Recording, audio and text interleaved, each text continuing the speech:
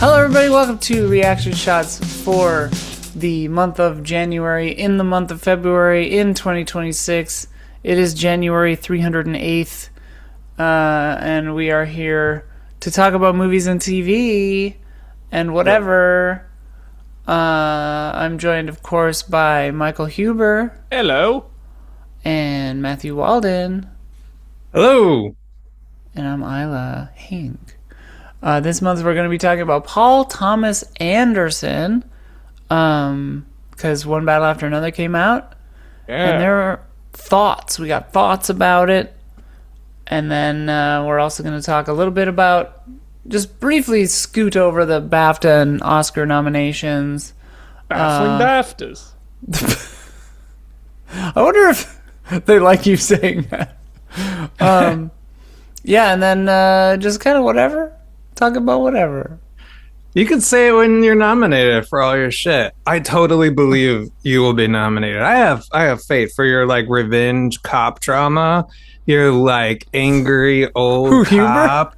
Yeah, of course. For your like angry washed up cop, drama where he's like getting called in, like there's, you were a mess when you were on the force, but god damn it, you got the job done, and they're gonna call him back in, right?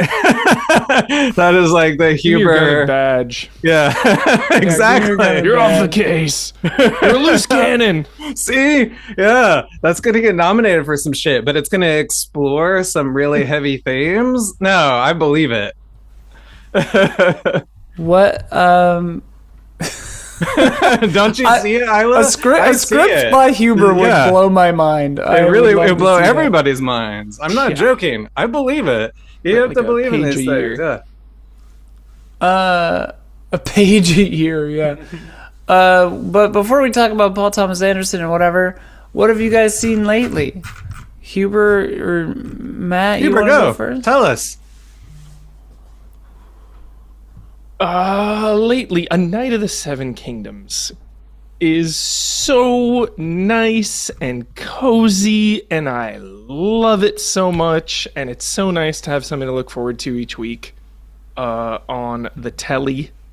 And it's, if Game of Thrones is The Lord of the Rings, A Night of the Seven Kingdoms is The Hobbit. It's very cozy, 30-minute episodes. There's a lot of comedy.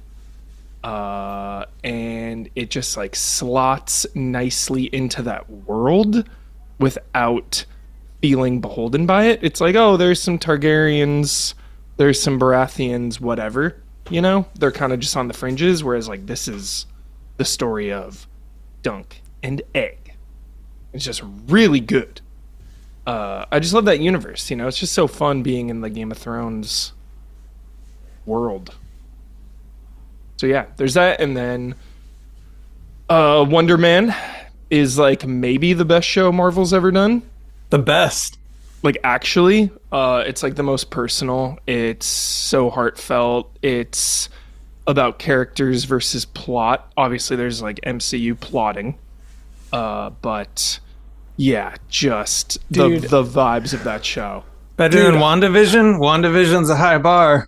I've rewatched WandaVision, and a lot of it is a chore on a rewatch. It's more about the surprise, the first watch. Yeah, I've watched it like I can see that. I've watched it like 3 times, and like the end always is like... Yeah, like, I could see that. Yeah. I could see that, yeah. I watched the first like 10 minutes or whatever of Wonder Man, and like I love that actor. I love like the notion of this. Like he was incredible in Watchmen. I love him in that. And like and he was the best part of Aquaman. He was Black Manta or whatever. Oh, I never saw Aquaman. Yeah. But the first scene made me so uncomfortable. I like cringed so much that I had to turn it off. Like I literally could not continue watching the show. Like, I remember you telling me that like acting stuff. Well, like freaks you out. well, because like acting stuff, like struggling filmmaker stuff, like even sometimes like small businessy stuff, like it's just too too close to home, too stressful for me. Like, I don't like watching showbiz stuff. I don't like the studio is great. I don't like watching it. People are always like, Hacks is incredible. I'm like, that's I funny. cannot watch Yeah. it. Like, I just don't.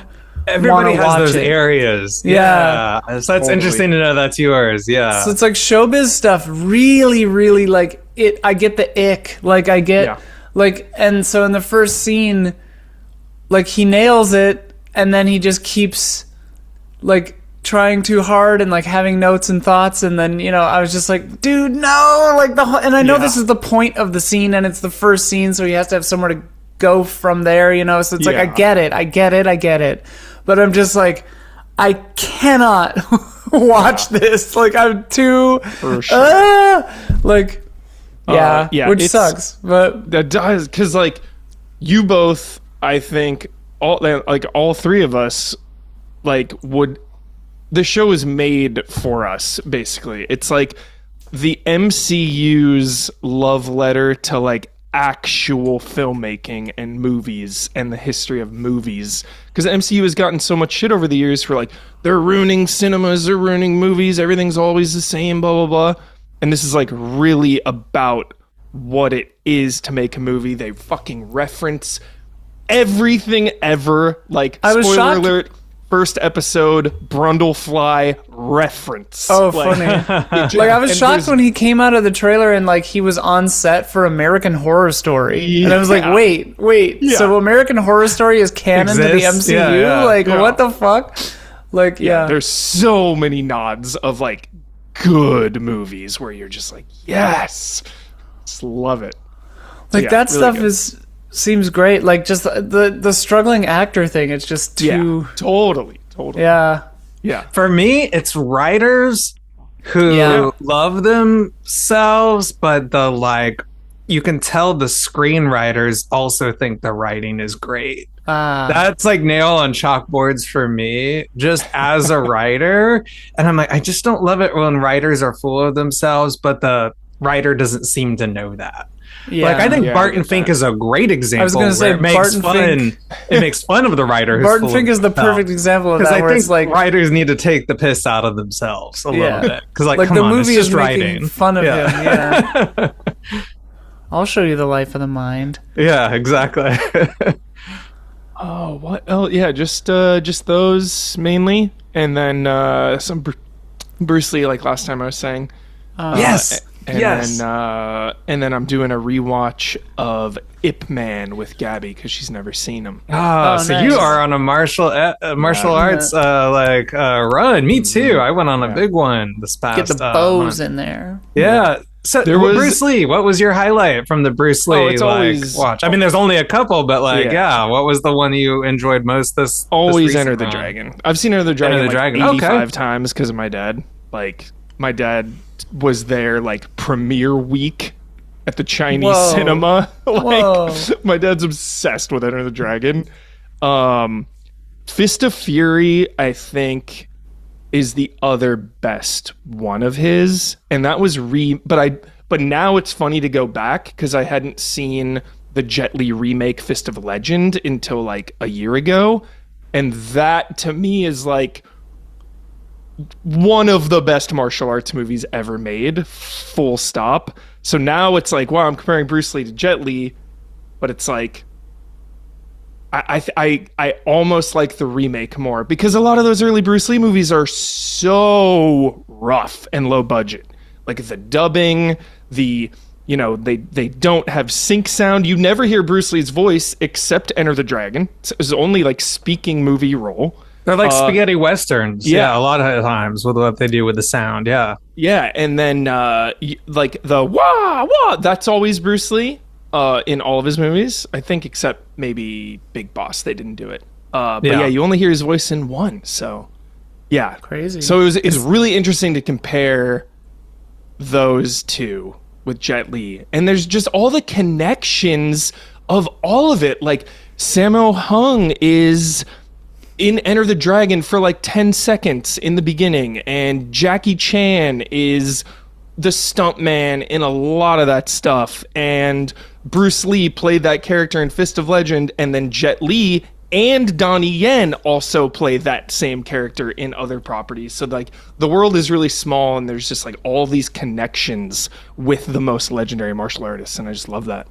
It's so fun. So I get, because the naming conventions in America and Hong Kong are so different and they change them up, I get them mixed up. Is Fist of Fury the one with the school where they train in the school? Okay. Yeah. That and Big Boss get all like mixed up in my mind. The score for some of those is incredible. So they good. sound very Tarantino-esque, or Tarantino sounds very Bruce Lee-esque in the films. Yeah.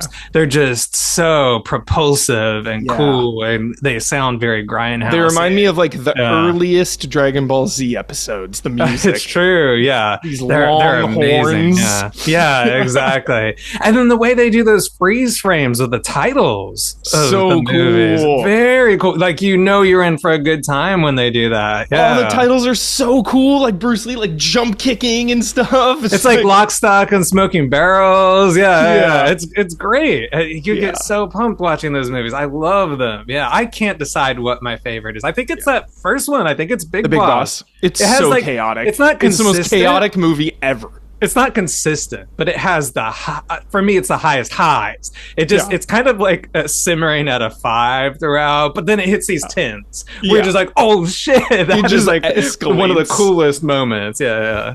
And then obviously shout out to Way of the Dragon when he fights Chuck Norris. I mean, always considered one of the greatest fight scenes in cinema history, not even just martial arts. Like, it feels so real, that one. And that's the takeaway from Bruce Lee, is like his movies and his style really propelled the like gritty, realistic fight scenes versus like, you know, you're on a mat fighting like blood sport style. No, he like took it into the alleyways, took it into the streets. I love that. The locations for that are incredible. Where is he fighting Chuck Norris? It's like at the Coliseum. Like a Greek Coliseum, right? Yeah. And they film it there. It's crazy. Yeah. So nuts. Yeah. And a lot of the like Hong Kong location stuff is so cool. Especially now that it's like, you know, looking back in the 70s. Yeah.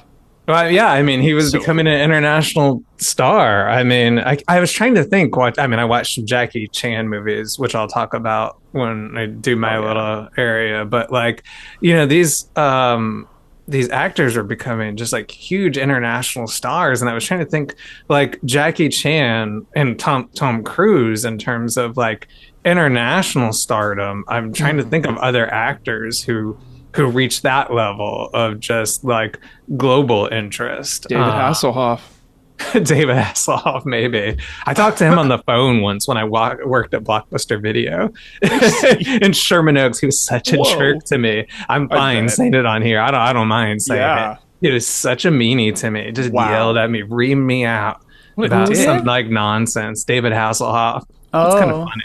Yeah. Rude. I was just like a little kid. I was like 20 years old or something. Yeah. Shame on you. Tore me down, cut me down to size. Wow. Yeah, such a meanie. David Hasselhoff. Don't Hasselhoff. And it just shows you never forget that stuff. You know what I mean? It's true. When someone is like truly mean and rude, never forget. Yeah. It's true. He was like, do you know who I am? Do you know who I am? That kind of stuff. I was like, I know. Yeah, you're a D-list celebrity. It's true. At that point, he was. Yeah.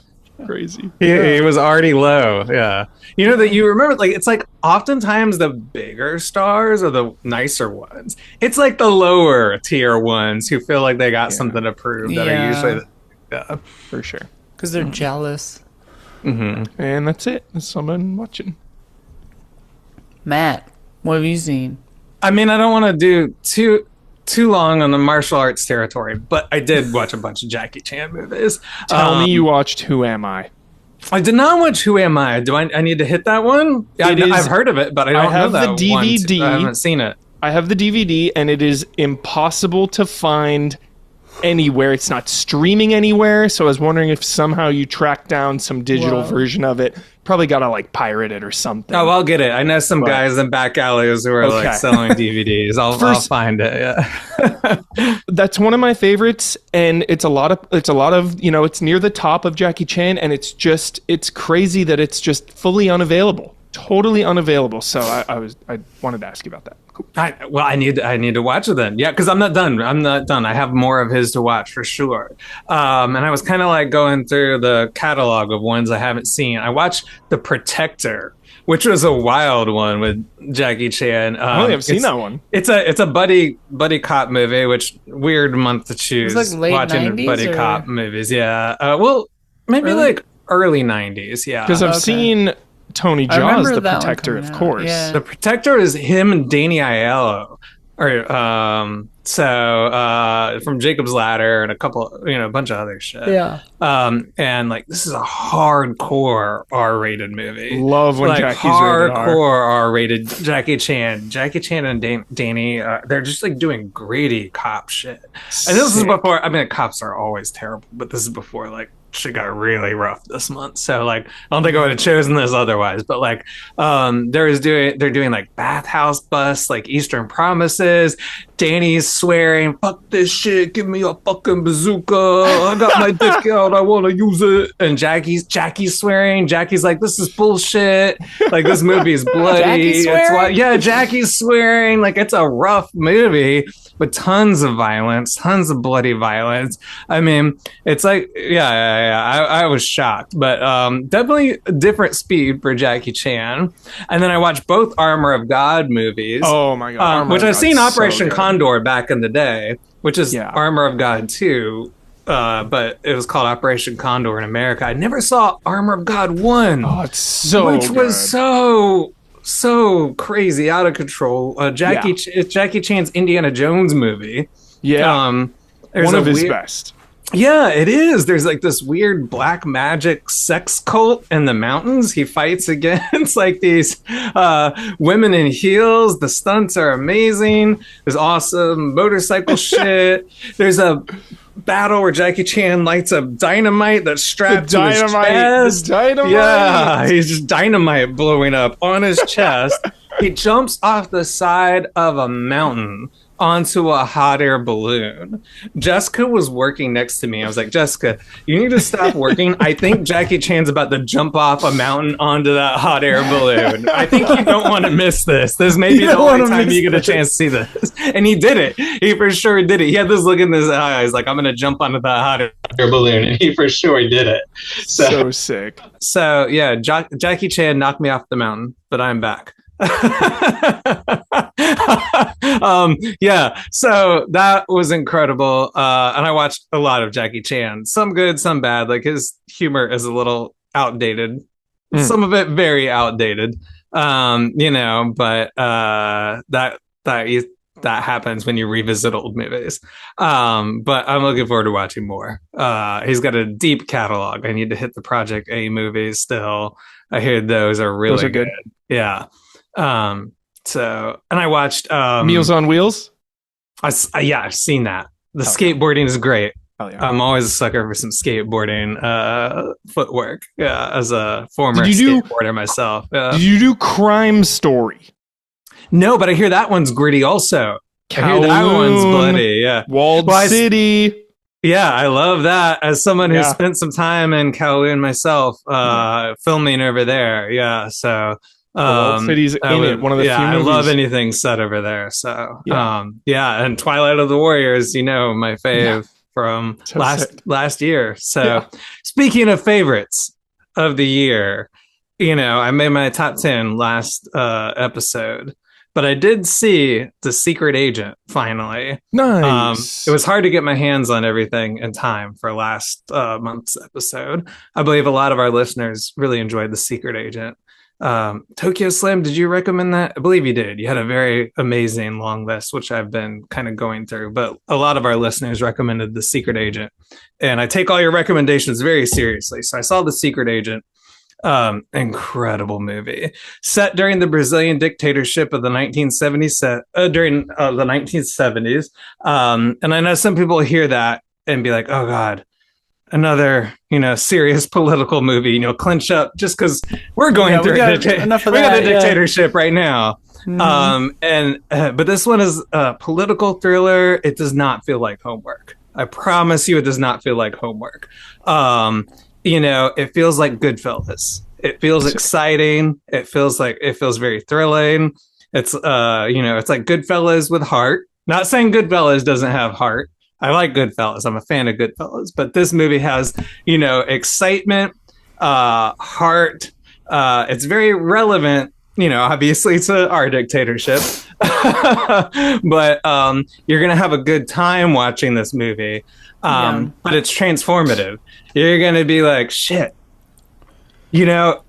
things are hard right now, but like, it's movies will help us. Movies will help us. That's almost the message of the movie. It's seriously almost the message of the movie. Sick. Movies will help us. And it does it in a really beautiful way. That's the message of this podcast, I think. I hope so. I hope so. The Secret Agent would absolutely have made my top 10 list. But, that's just the way this works. Sometimes you can't see movies in time. You don't have access to them. Don't miss The Secret Agent. Down here. It's a guy, a dissident on the lam using a fake identity, hiding out until he can leave the country. And it's just an incredible movie, incredible acting. Last year had this movie called I'm Still Here about Brazil, going under fascism. That's a good movie, an important movie, but that was it felt sterile in a way a movie like that should. It was just a different approach. This one is a lot more energy. It's a different approach that I feel like if you're not ready for something heavy that is hard to watch, this one has humor and excitement to it, and you're gonna leave it feeling like not heavy. Even though this movie does have violence, it leaves you kind of with like a little bit of like a lift. I think, so watch Secret Agent. Don't feel afraid of watching it. Love Wagner Moura. Did you ever see Elite Squad 1 and 2? No, I don't know anything about that. What is that? Oh, Tell me. That was him. His that's where I learned about him originally in those movies, and that's also Jose Padilla, the guy who did the Bus documentary and the shitty RoboCop reboot, and then he said he would never work in Hollywood again. So it's that director. Really? Who did The Secret Agent? No. He did Elite Squad 1 and 2, and they're fucking amazing. They're in Brazil. The first one, Wagner Moura, is part of this police fucking combat squad, and then the next one is many years later, and he's more of behind the desk. So you get one movie, him boots on the ground, the other one him behind the desk of the bureaucracy and everything. Oh, okay. I highly recommend those movies, Matt, for sure. Some more Brazilian I'm not political familiar with shit. them at all. All I'm familiar with is that RoboCop reboot. So yeah, I remember the name I always loved in the Brazilian title. It's Trupa de Elite. Elite Squad. Yeah. So cool. That is a very cool title. Yeah. Thanks for putting them on my radar. Yeah, those are good. Not familiar with them at all.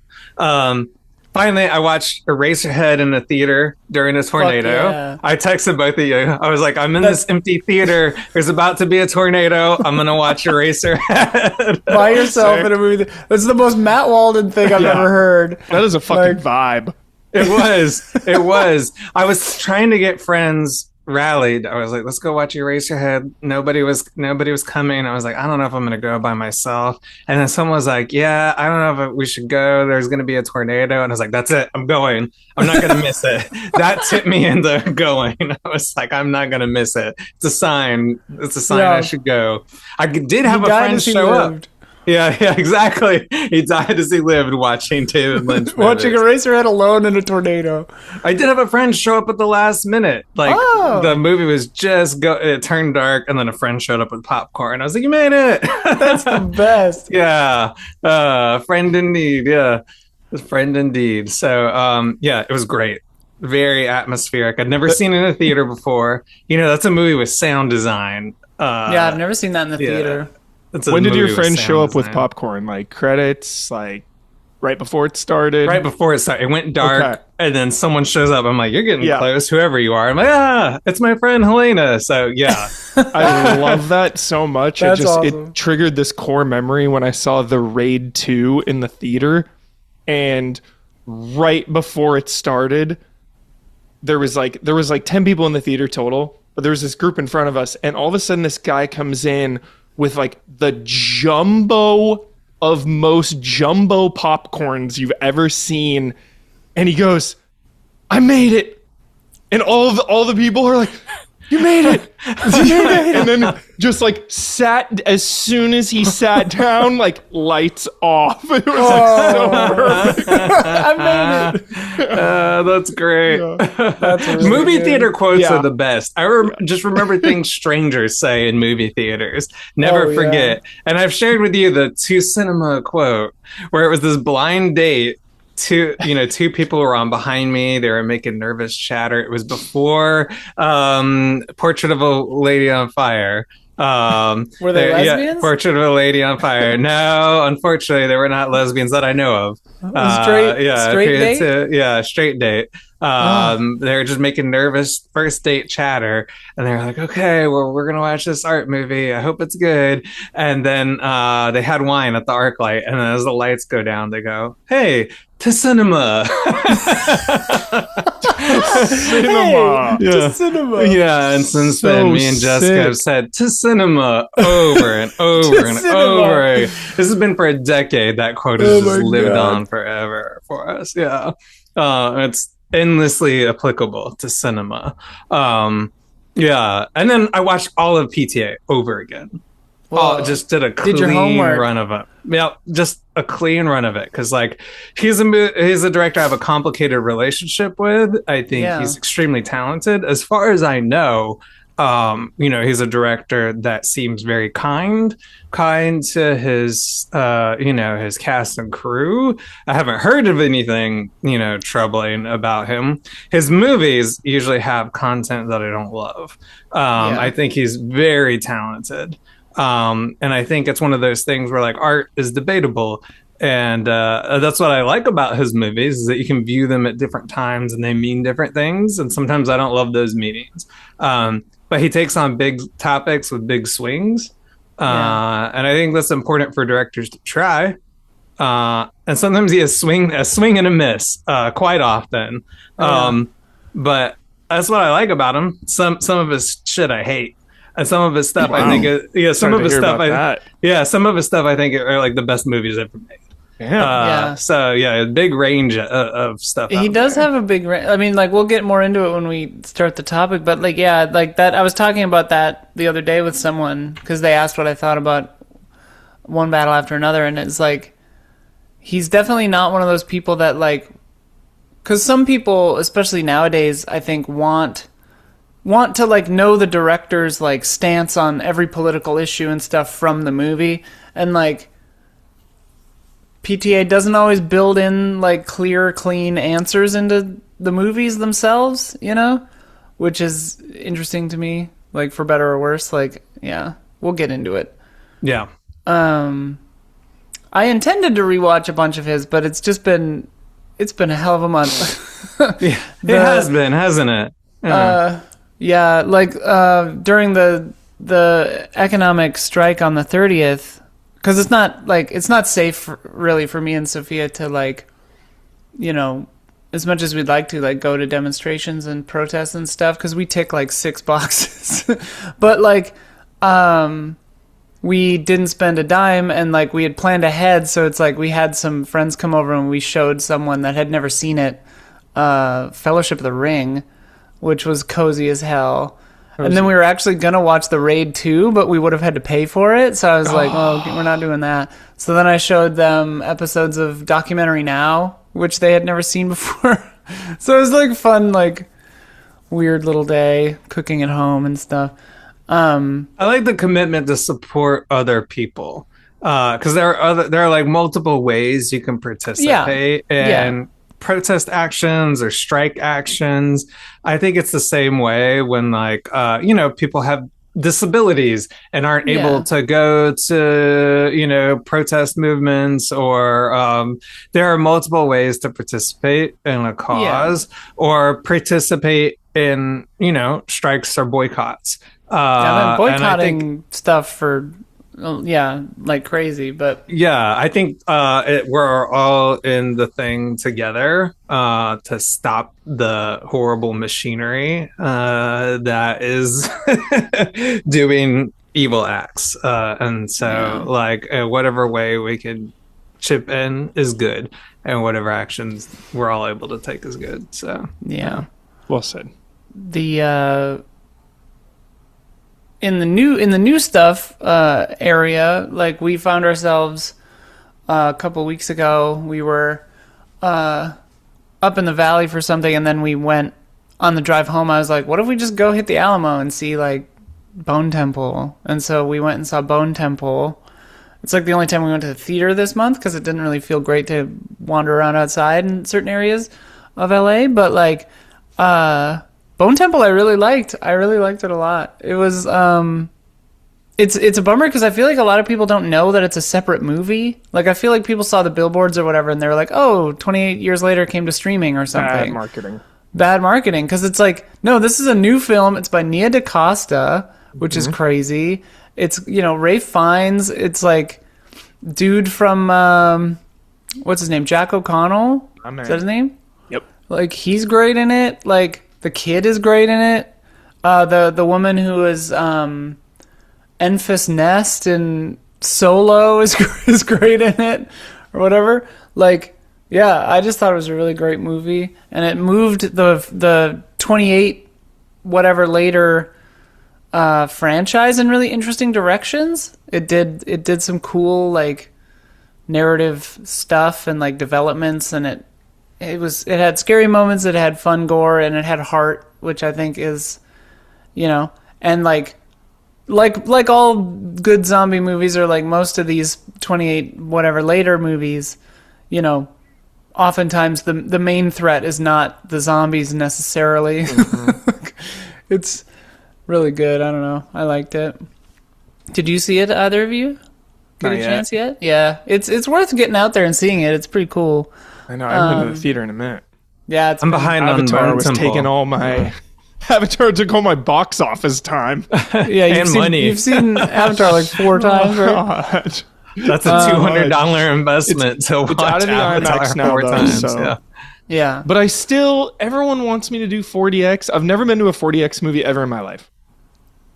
I've never done it. Is that the chairs moving around thing? Yeah. I did Have it either for of you fear- ever done it? Doesn't I did appeal it to me. for Really. Furiosa, and whichever the latest Mad Max was, and it was Furiosa. great. Yeah, it felt like you were like in a motorcycle. It was awesome. I mean, if it would have made that movie seem like something that was happening, so that'd be cool. Yeah, I was very into it. It was cool. All right.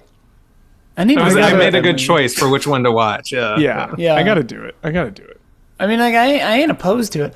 I have not seen Avatar yet, but You'll catch it. You'll catch it one of these days. I love the ride.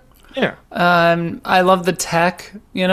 I would say I'm kind of indifferent to the movies, but which I know is a very different experience from you, but which is fine.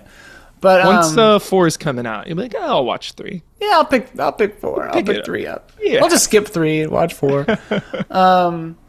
Yeah, the big thing that I did this past month though was kind of similar to Matt. I was gonna go by myself, but then a friend showed up at the last minute and came with me. I went and saw The Conversation in the Egyptian Theater, you were packed texting. house, with Walter Murch in person doing a Q&A afterward. Who, if you don't, listeners, you may probably know who Walter Murch is, but he is a prolific editor in the American Zoetrope days. Edited, like Apocalypse Now, The Conversation. Was involved with Coppola and all those guys on Godfather and like all that stuff. Like has a story / script credit for THX. Like directed Wrote and directed Return to Oz. His only directorial credit is Return to Oz, which I think is a good movie with a lot of amazing stuff in it, and I think he kind of felt burned by the system sort of by that and didn't want to direct maybe again. But like he basically like to hear him talk about The Conversation, it was astonishing because like, and I've read The Conversations, like the kind of interview series between Francis Ford Coppola and him and the interviewer, who I don't remember who it is right now, but you know, I've read that book. I've read In the Blink of an Eye. I ordered his new book, Suddenly Something Clicked, which is at my local bookstore right now, and I just need to go pick it up. But like, so I haven't read it yet. But like, his process for The Conversation was nuts. So The Conversation, if you don't know, is one of my favorite movies. It's like a paranoia, like political, not political exactly, but like paranoia thriller kind of. Gene Hackman is a audio surveillance technician who is just such an interesting character, and the whole point of the movie that Coppola wanted to do was and Walter Murch said this too in the Q&A, but he was like, the guy who's like a 3-minute character in another movie who would just show up in a scene and deliver the tapes and then leave and you'd never think about him again, he wanted to make a movie about that guy, about just a nobody, about just such an average like guy, and like what's his life like what's his internal like life like. And the Conversation is such a fascinating portrait of just like loneliness and like, you know, professional drive, and like it's just such an interesting movie.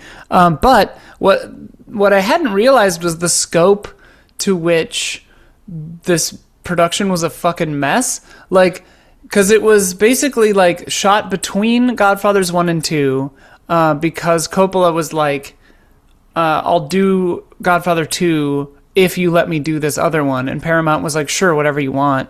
And they shot the whole thing over like a haphazard course of a few weeks. Crazy. And like, it was like falling apart. Half the shoot was like all fucked up. And like, they didn't really finish shooting it. Walter Murch said, and Walter Murch had like never been the primary editor on a movie before for this one, and Coppola just kind of gave him a shot at it, you know. And they didn't shoot like 20% of the script because they ran out of time. Crazy. and Coppola was like, listen, they're making me go do this. We'll come back to it later, whatever. I don't know. Edit it together, see what you can make out of it.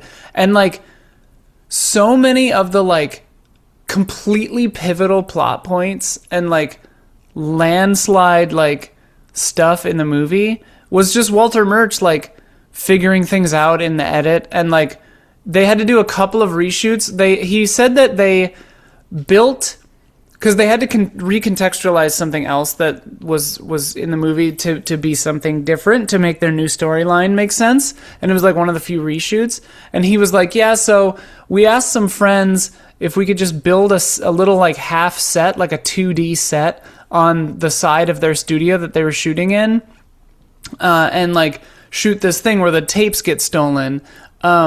And it was like Gene Hackman's brother pretending to be Gene Hackman. They don't like show his face in the pickup because it's just his hands like seeing the tapes or whatever that are missing.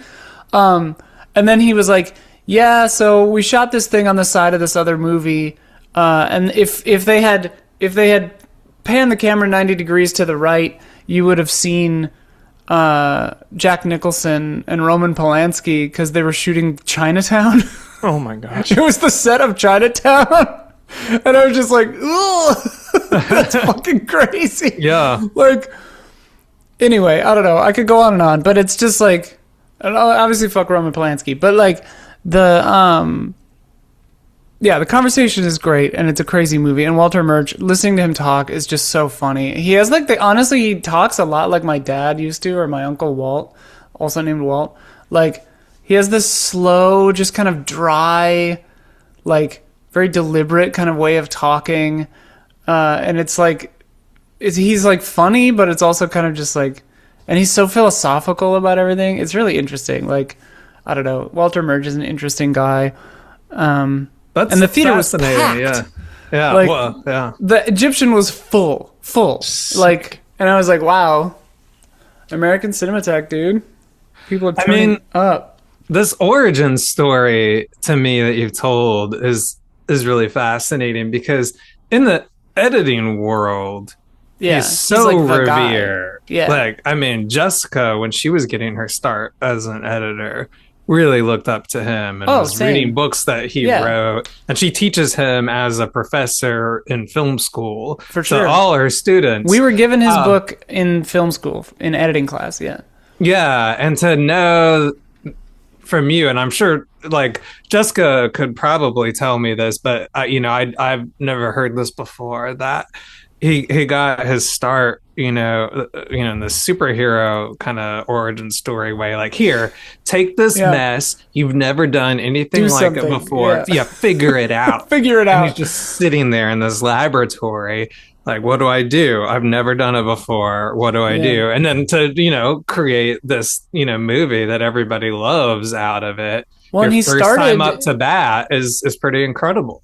He started out as like a sound guy, like a sound mixer, what we would now call like a sound supervisor. And like that was his first stuff. And like he was a young guy at this point, like maybe 20 or 20s or whatever.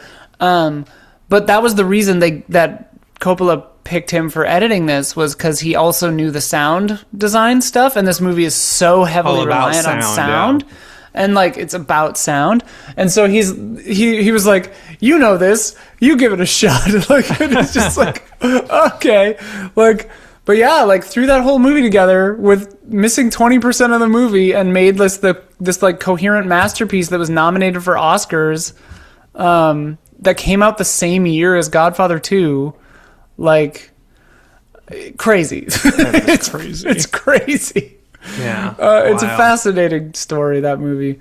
Anyway, so that was my big thing that I did this month about.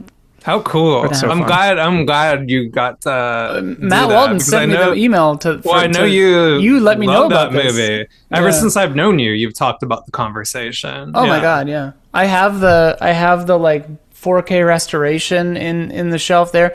I have the cassette tape, the soundtrack on cassette tape that came with that 4K restoration. Nice. It needs to be on tape. Knowing that movie, it has to be on tape. Yeah. Well, and he talked about the 4K conversion in the Q&A, because someone asked about like the mono track and because it was shot in mono, right? And like they were like, how did you post convert like a mono movie for like modern sound systems to be like 5.1 or whatever? And he was like, well, we largely kind of just ignored 5.1, but the interesting thing with the piano, the soundtrack, was that it was recorded not intentionally for like stereo, but the piano was just mic'd with 3 microphones, and they had those tapes still, and so he kind of was able to like place the soundtrack more around just because they had different mics on the piano, so it like gave it this kind of like other kind of vibe. It was sick. I don't know.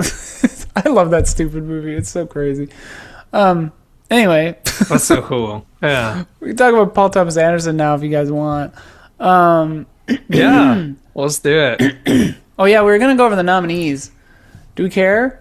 It's all PTA. That deserved for some of them. I think some people got left out, probably, right? What are some of the exclusions? Do you feel like some Oscar snubs in there? I haven't seen shit. For the Academy Awards, Michael B. Jordan for Sinners respect. Is really good. Yeah, Sinners got a lot. Yeah, I was surprised, pleasantly surprised to see it get some respect in the Oscars. I don't think it's a perfect movie, but it deserves some respect. Yeah. F1 getting respect, and people were mad, and it's like, the Oscars always throws in one weird sports movie. Crowd pleaser, yeah. And it's more than a fucking sports movie. It's about like aging and passing the baton to the youth. That movie is fucking amazing. F1 was seriously one of my favorite movies of 2025 that I saw.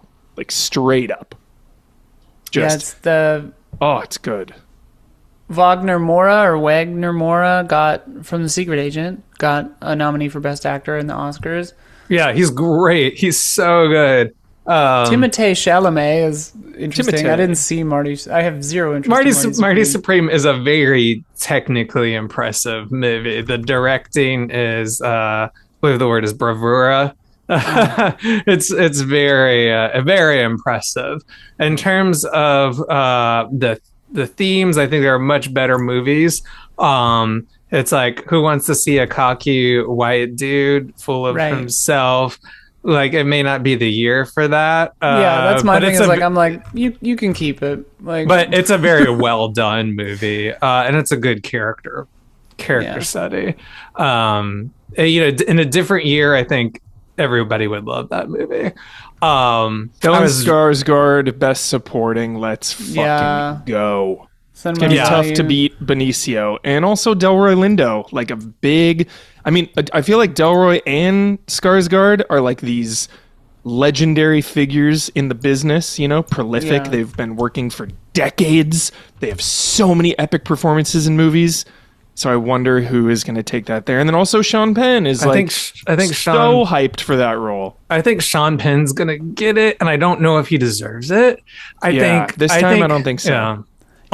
He's got his. Yeah, like Delroy would be really fun. I mean, I'm surprised to see Jacob Elordi in there too. That's fun. I like Delroy Lindo a lot. Actress Jessie Buckley, Hamnet, Rose Byrne. If I had legs, I'd kick you. Kate Hudson's Song Sung Blue is a little surprising. Heard she was the best part. Renata Rinsby from Sentimental Value. Is that the woman from The Worst Person in the Worst World? Person in the She's World? like the greatest Yeah. actress of all time, Yeah. and like, she's She's great fucking in out of this. control. Yeah. She's very good in She's this. out of control.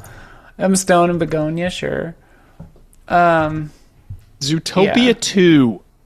Zootopia. Best animated feature. Let's go. Oh yeah, no Chainsaw Man. No Chainsaw Man getting snubbed. Me and Tokyo were discussing this. Chainsaw and no Umusume. Is that how you say the horse movie? The Horse beloved Girls? Horse Girls horse girl movie. I'm Marco. gonna atone and watch that. I actually tried to look it up and it was not easily obtainable, but I'm gonna watch it as soon as possible. I think Huber and I should download Musume on our phones and stream I it. apologize. I don't know how to say it. Yeah, it's a long name. It's Umamasume is what I thought it was. multi-syllabic. Yeah, Zootopia 2, another one of those like the best of Disney animated is when it's all fun and games until they hit you with like the craziest fucking emotions you've ever felt.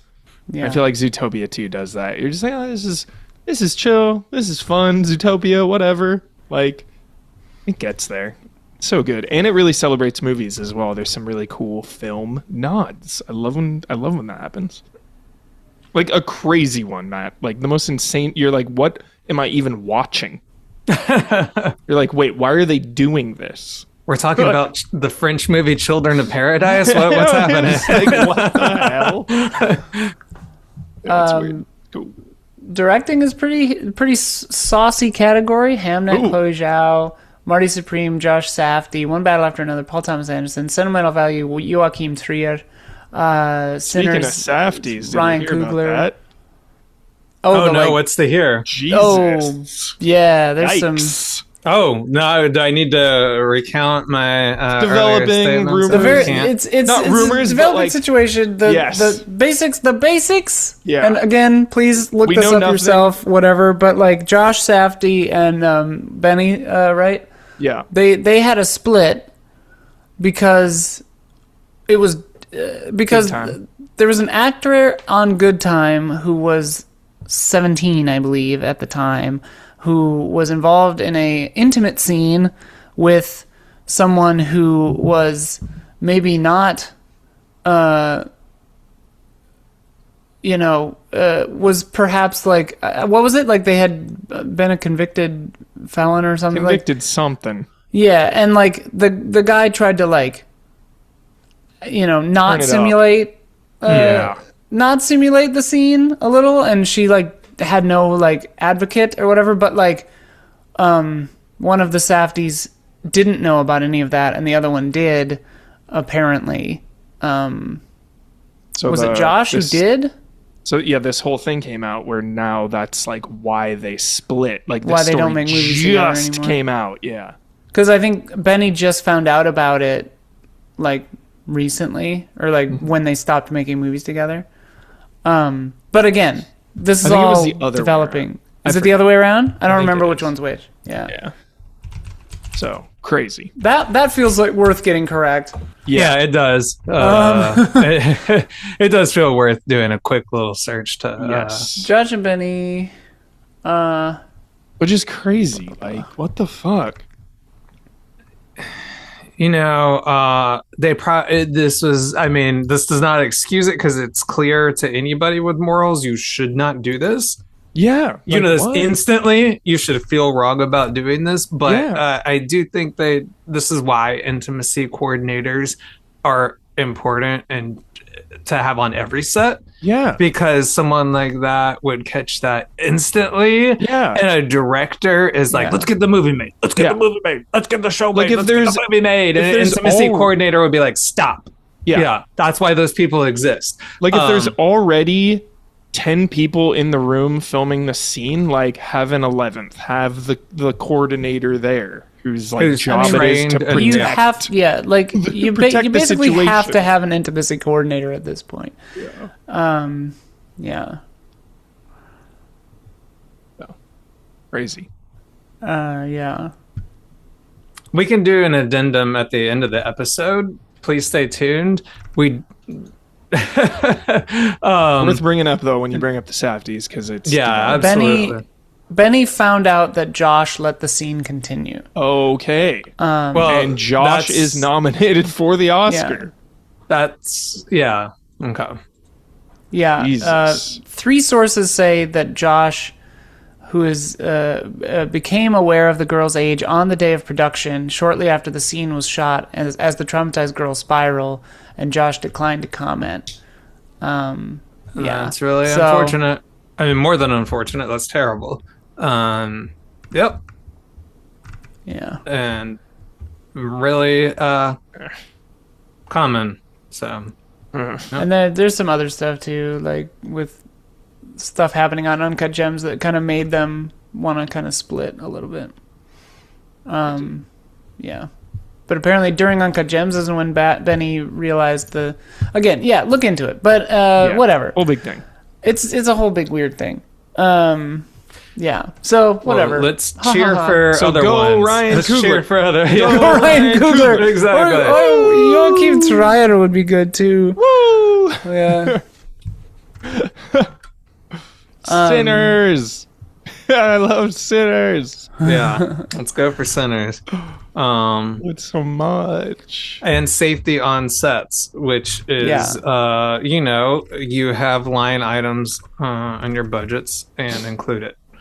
They should have a most well coordinated intimacy Oscar. They should have a stunt fucking work Oscar too. But anyway, The one I'm hoping for above all, there's always one this year. It is Best Music Sinners Ludwig. Let's go.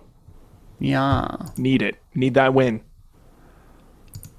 Although we've talked about this before, but I feel like the You Lied to Me, like the beat doesn't Also lock in the nominated. way I want it to. I know. Oh, It's I love weird. it It's like so I love the much. idea of it and I love it, but like the beat doesn't feel like it locks in. And I can't tell if it's me or if it's like I don't know.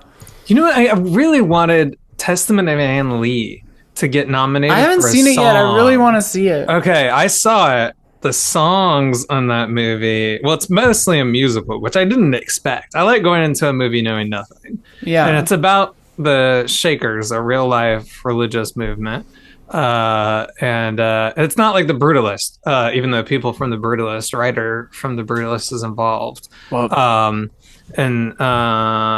But this one is based on a real person, unlike the Brutalist. And so, but it's a musical throughout, so many musical numbers. And the Shakers have, a very distinct, religious expression, where they're very, demonstrative. And so there's a lot of intense dancing, very expressive.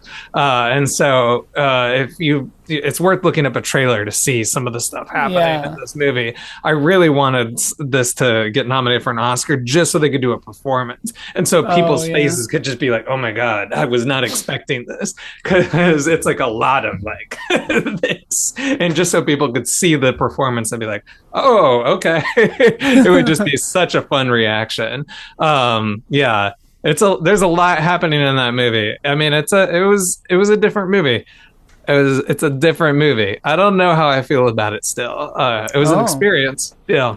Yeah, I want to go out and see that. I want to try to catch that and No Other Choice in theaters before they leave, but then not one No other choice. If you had to choose one, there's no other choice but to see No Other Choice. Okay, yeah. I mean, yeah, obviously.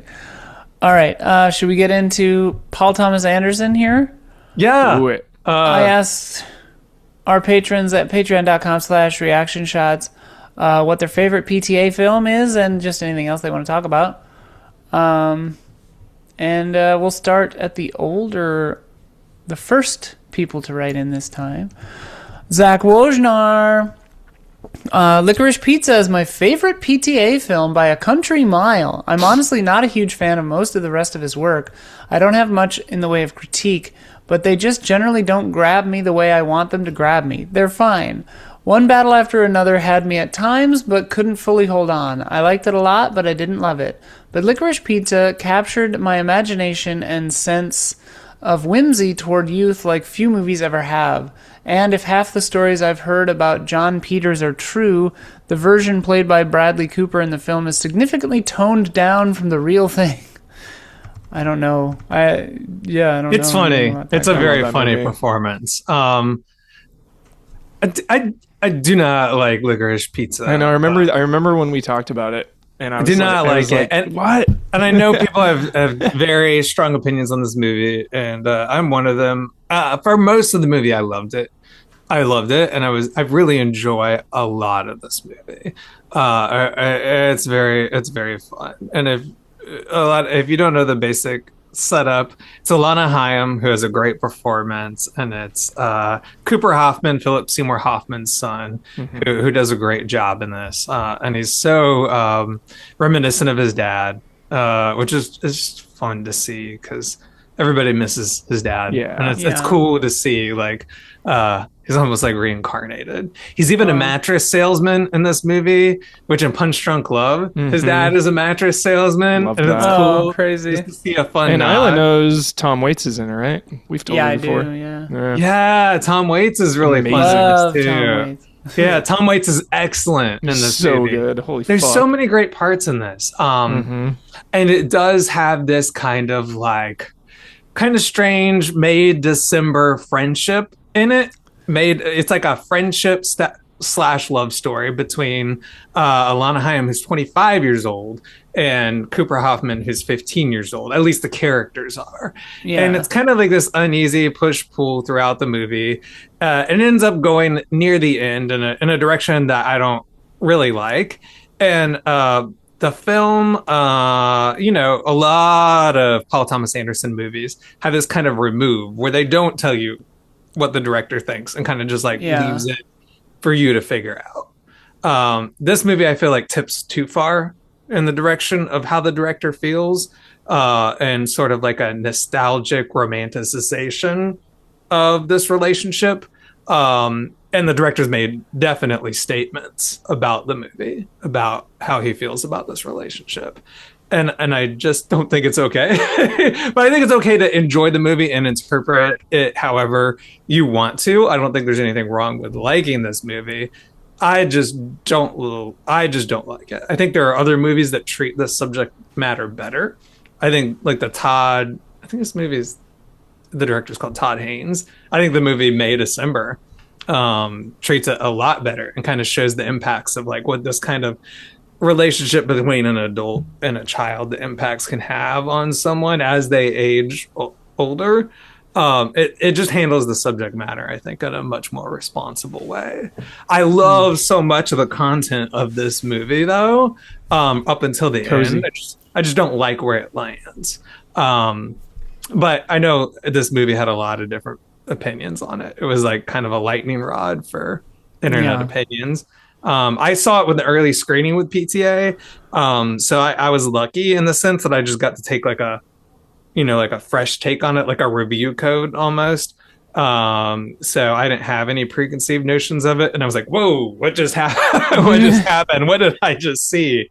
And after seeing it multiple times, I was like, I just can't get there.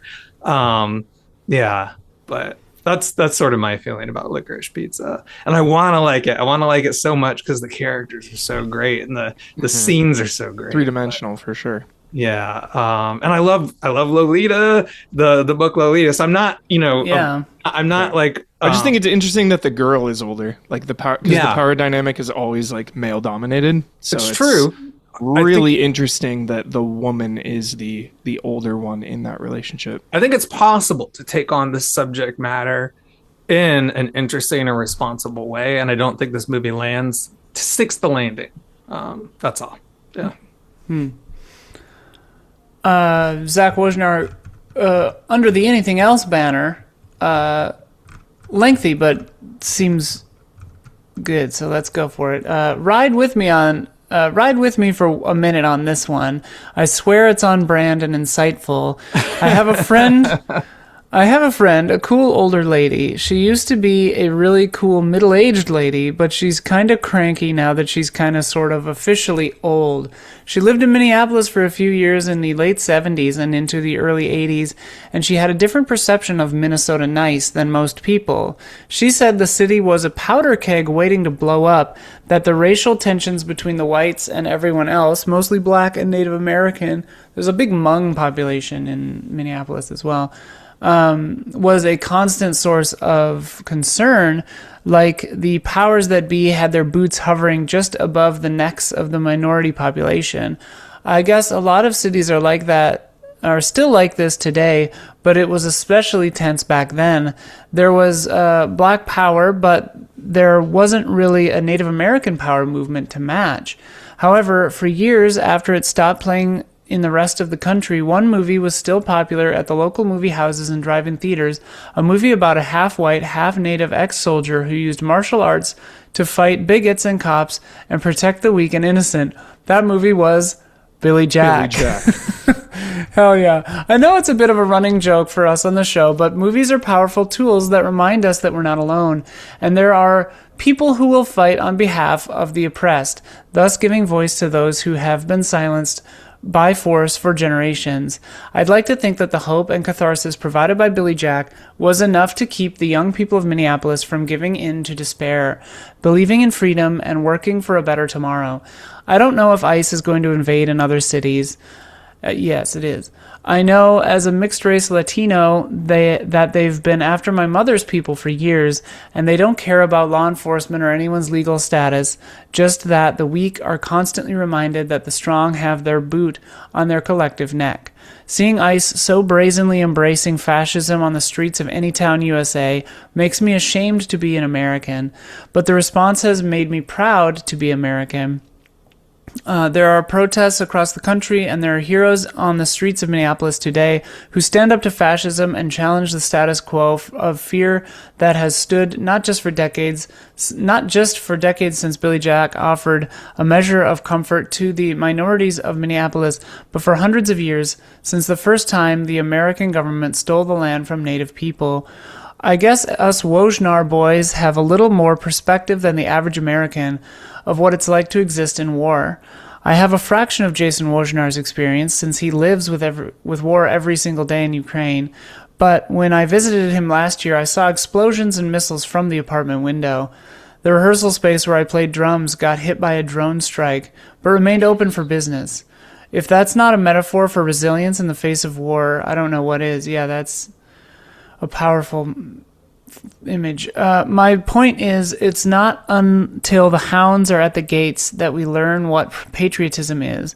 It's not Air Force jets flying over football games or waving a flag around at the state fair, but things have to get as bad as they are now, and who knows, maybe even worse, before we remember or truly learn for the first time what patriotism actually is. Watch Billy Jack, available to rent on YouTube or Apple or Amazon Prime for $3.99. Or we have the DVD that you sent us. Huber and I are going to sit down and watch this month. We're gonna sit down at Easy Allies, pop this DVD in, and watch it. I didn't know Billy Jack was so relevant to today's terror, so that definitely makes me want to watch it even more. Inspired Once Upon a Time in Hollywood. Oh, really? Brad Pitt's character. Yeah. Oh, wow, yeah. Never knew that. I love the tagline in the back of the box here says, "Just a person who protects children and other living things," which is really good. Yeah, it's been we've not been intentionally putting it off, Zach, but we have put it off for too long. So we're gonna try to watch that this month. No doubt. We could talk about Billy Jack next month.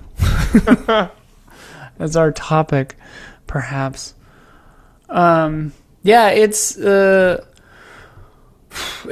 because I grew up in an hour from Minneapolis. That's where I'm from, and my sister lives in the Twin Cities currently. So it's been really intense, and like the and I'm married to a biracial immigrant, and we're lesbians, and I'm trans, and so like it has been a very intense regime, for us, and I don't talk about it much online. I don't post about it much online, mostly because we're scared of things being used against us that we've said. Like we don't want any ammo to be, even though we're not doing anything wrong. Like we follow every rule. We've got all the papers and cards and everything's legit. Just trying to live your life. Yeah, like Zach says, like that doesn't seem to matter anymore, and they're taking people who are citizens, and they're taking people who are whatever, just because not even always because they look different, and sometimes people just get fucking shot, and it's like, it's too much, it's too fucking crazy, and it's like, yeah, and so it's, I saw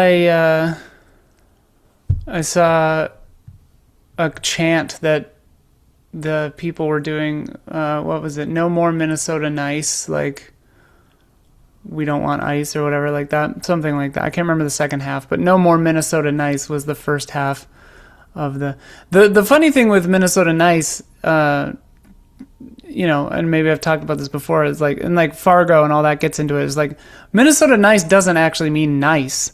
It means like there's a sort of passive aggressive, like so dry you won't notice it, sardonic kind of cruelty that seems nice, but really you're getting dragged. It's like the Southern equivalent of like bless your heart, really being like, like Minnesota nice is like, well, that's a choice, which means like, and like people who aren't listening for it will be like, oh yeah, that person just thought I was doing my own thing. And it's like, no, that person was judging the shit out of you. Like, that's what Minnesota nice means, in my experience. But yeah, people are also nice and polite and angry and scared. And like I was talking to relatives up there who like volunteer and like help. They're saying that they help a lot of the Afghan community through their church. And just like trying to make sure that everyone stays safe and like that no one is getting taken and stuff. And it's just like, it's so fucking intense. Anyway, so yeah, a movie that would make me feel better about that stuff would be really interesting.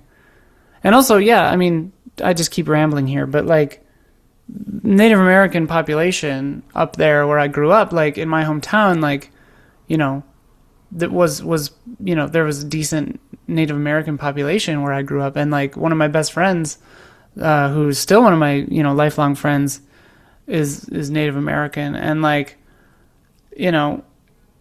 it's just such America fucking sucks.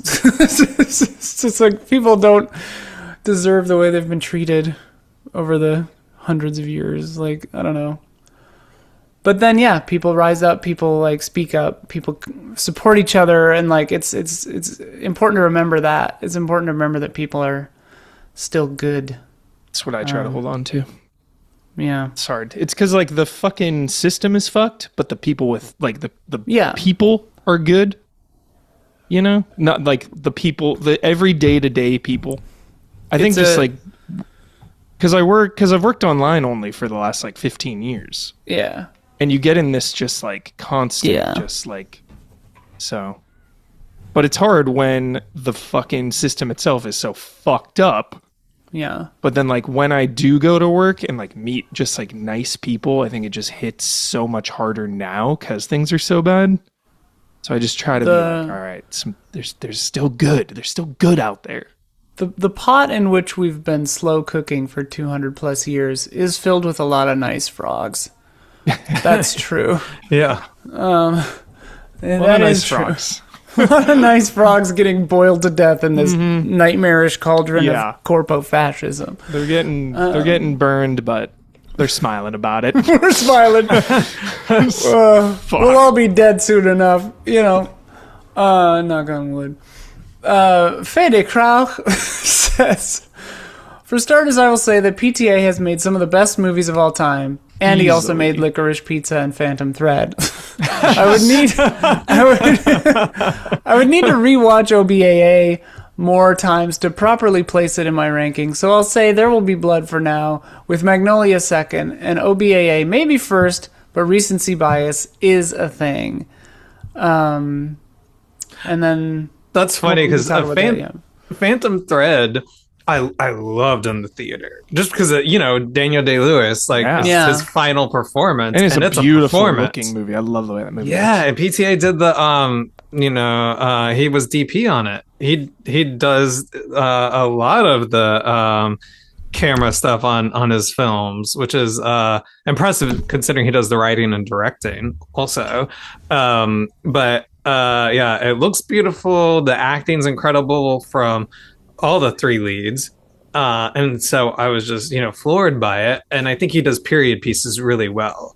These sort of elegant period pieces that are hands off and they're the most removed in terms of what he's saying about them and what happens in them.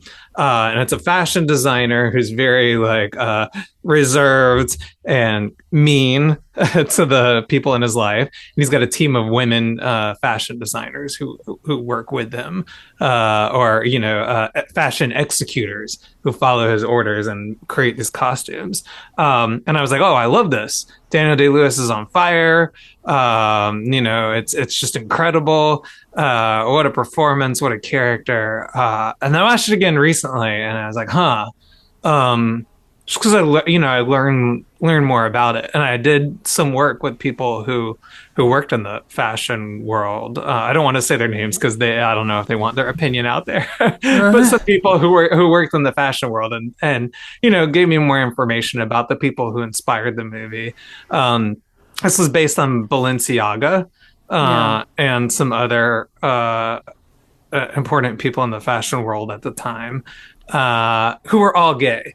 The people who inspired this character were all gay, and this movie is a love story between what appears on the surface to be a straight guy and a straight woman, at least on the surface. And so people are concerned that this was like a straight washing of these very important gay fashion designers. And I'm still not sure what's happening in this movie. Like, is this an abusive relationship between a straight man and a straight woman? Or is this an abusive relationship between a straight woman and a closeted gay fashion designer? I don't know. And that's one of the things that are like confounding and magical about PTA movies is you really don't know. You have to sit there for years sometimes with those movies. I don't know. A lot of times he has clues buried in them, and you have to like. And Licorice Pizza, who knows? I may come back and be like, no, it's good. I've decided it's good, even though I hate it right now.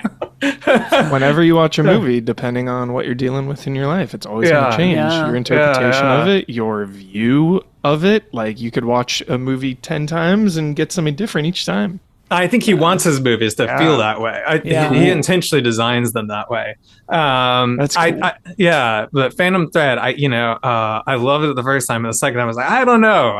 It's an interesting movie. It's very confounding. I don't want to give away what happens in the end, but there's something kind of remarkable here if you haven't seen it that happens in the end with this abusive relationship. That's kind of twisty and fun. Have you seen it, Michael? Did you see Phantom Thread? Yeah. Just okay. once. Yeah. So the end is kind of fun, in a weird kind of sick way. I don't remember like any of that movie. Honestly. There's something kind of. I just remember it looking really cool and the vibes being cool and Daniel Day being awesome. Yeah, he is performance-wise. I'd be really. I'm curious to hear what you think, Isla, as you say. Or what is your phrase that you say? Like, excited to hear what you think. Yeah, we're excited to hear what you think. Excited to hear what you think. But yeah, it's a. So, Fede Crow, is that the Fede? You know how you say he made some of the greatest movies of all time, and then Phantom Thread. I loved it, and then I'm not sure. The accusations of straight washing may be accurate here, but he said he's a confirmed bachelor who's incurable, which are code. That is code for gay. That's code for gay. It was for a while. Which I think may be in this film intentionally. And it may be about these relationships that a lot of people had, where they had to have beards with straight people, and what that relationship was like behind the scenes. And in that case, it's kind of fascinating. Worth watching for sure. But yeah, definitely. Yeah.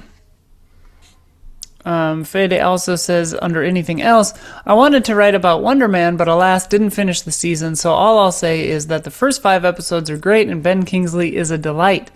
I wanted to add my 2 cents to something you discussed last month, and that's about criticism versus hating debate. While there's clearly a difference between them both, I think in recent years there's also been a difference in how art is criticized. Criticism is more granular now.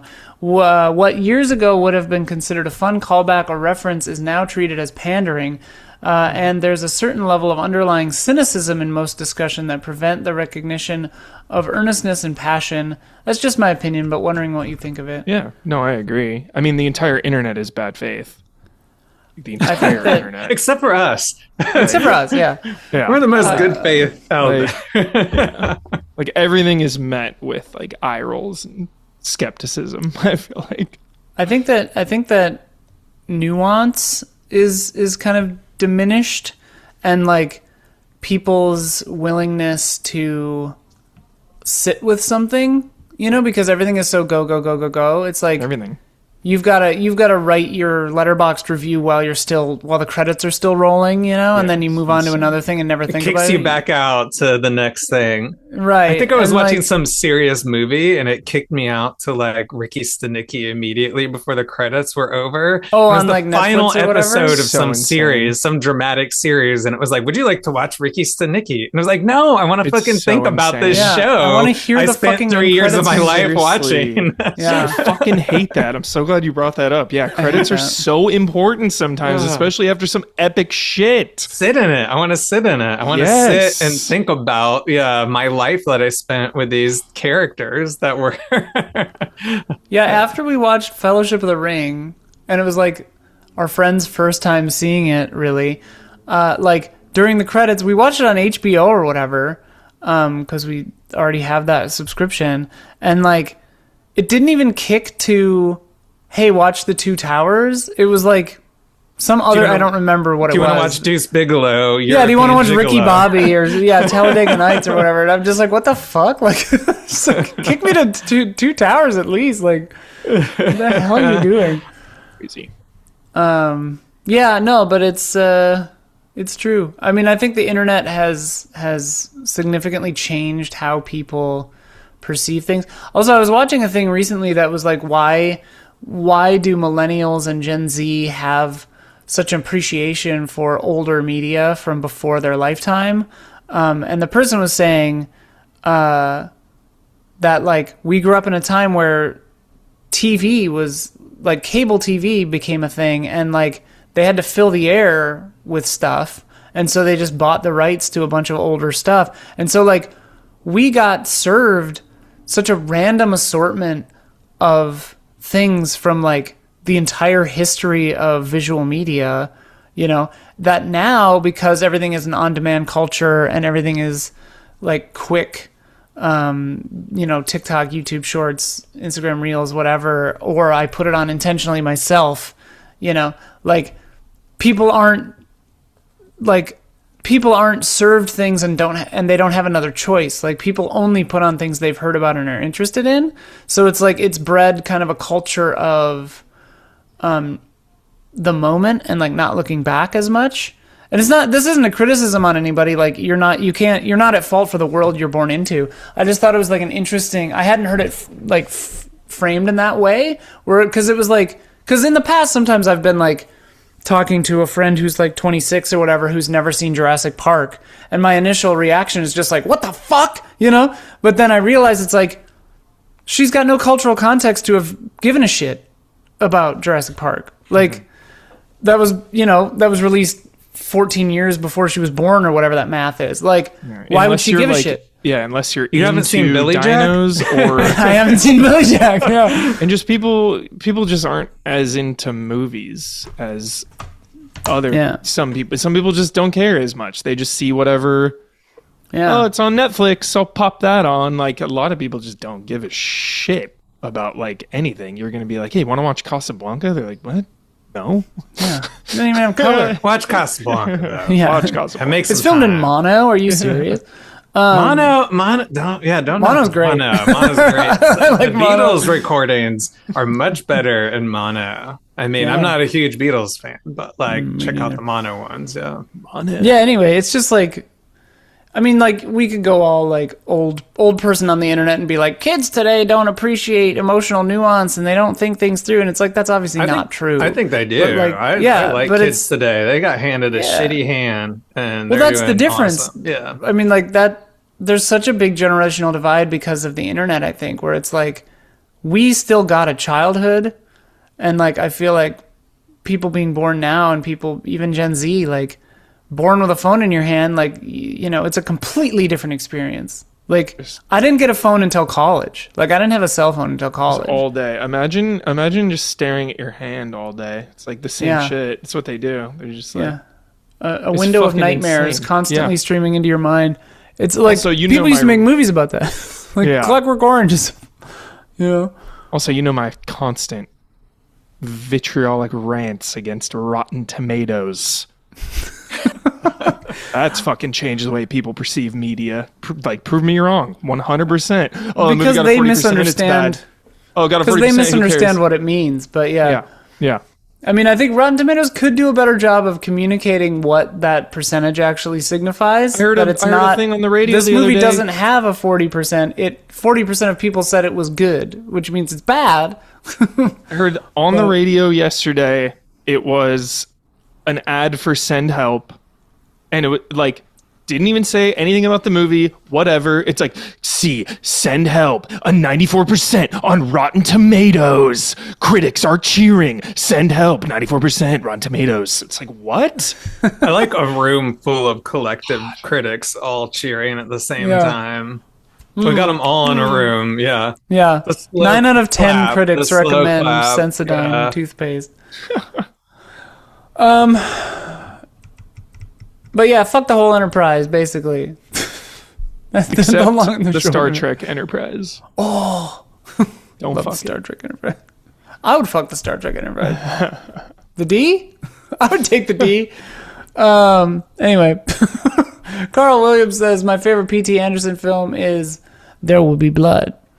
I mean, obviously, it's pretty fucking metal. It is. It's like one of those movies that I described as like, if it didn't exist, someone would have to create it. You see it, and it's like, this belongs in existence. Belongs in a museum. It does. Yeah, it does belong in a museum. I think about, because I've said this before, but I worked in a landmark cinema in the year 2007 in Chicago. The like flagship landmark cinema there in Chicago. And like, we had No Country for Old Men, There Will Be Blood, Juno, and like several other like huge movies all at the same time. And they were so popular and they kept like selling out that we had them for months.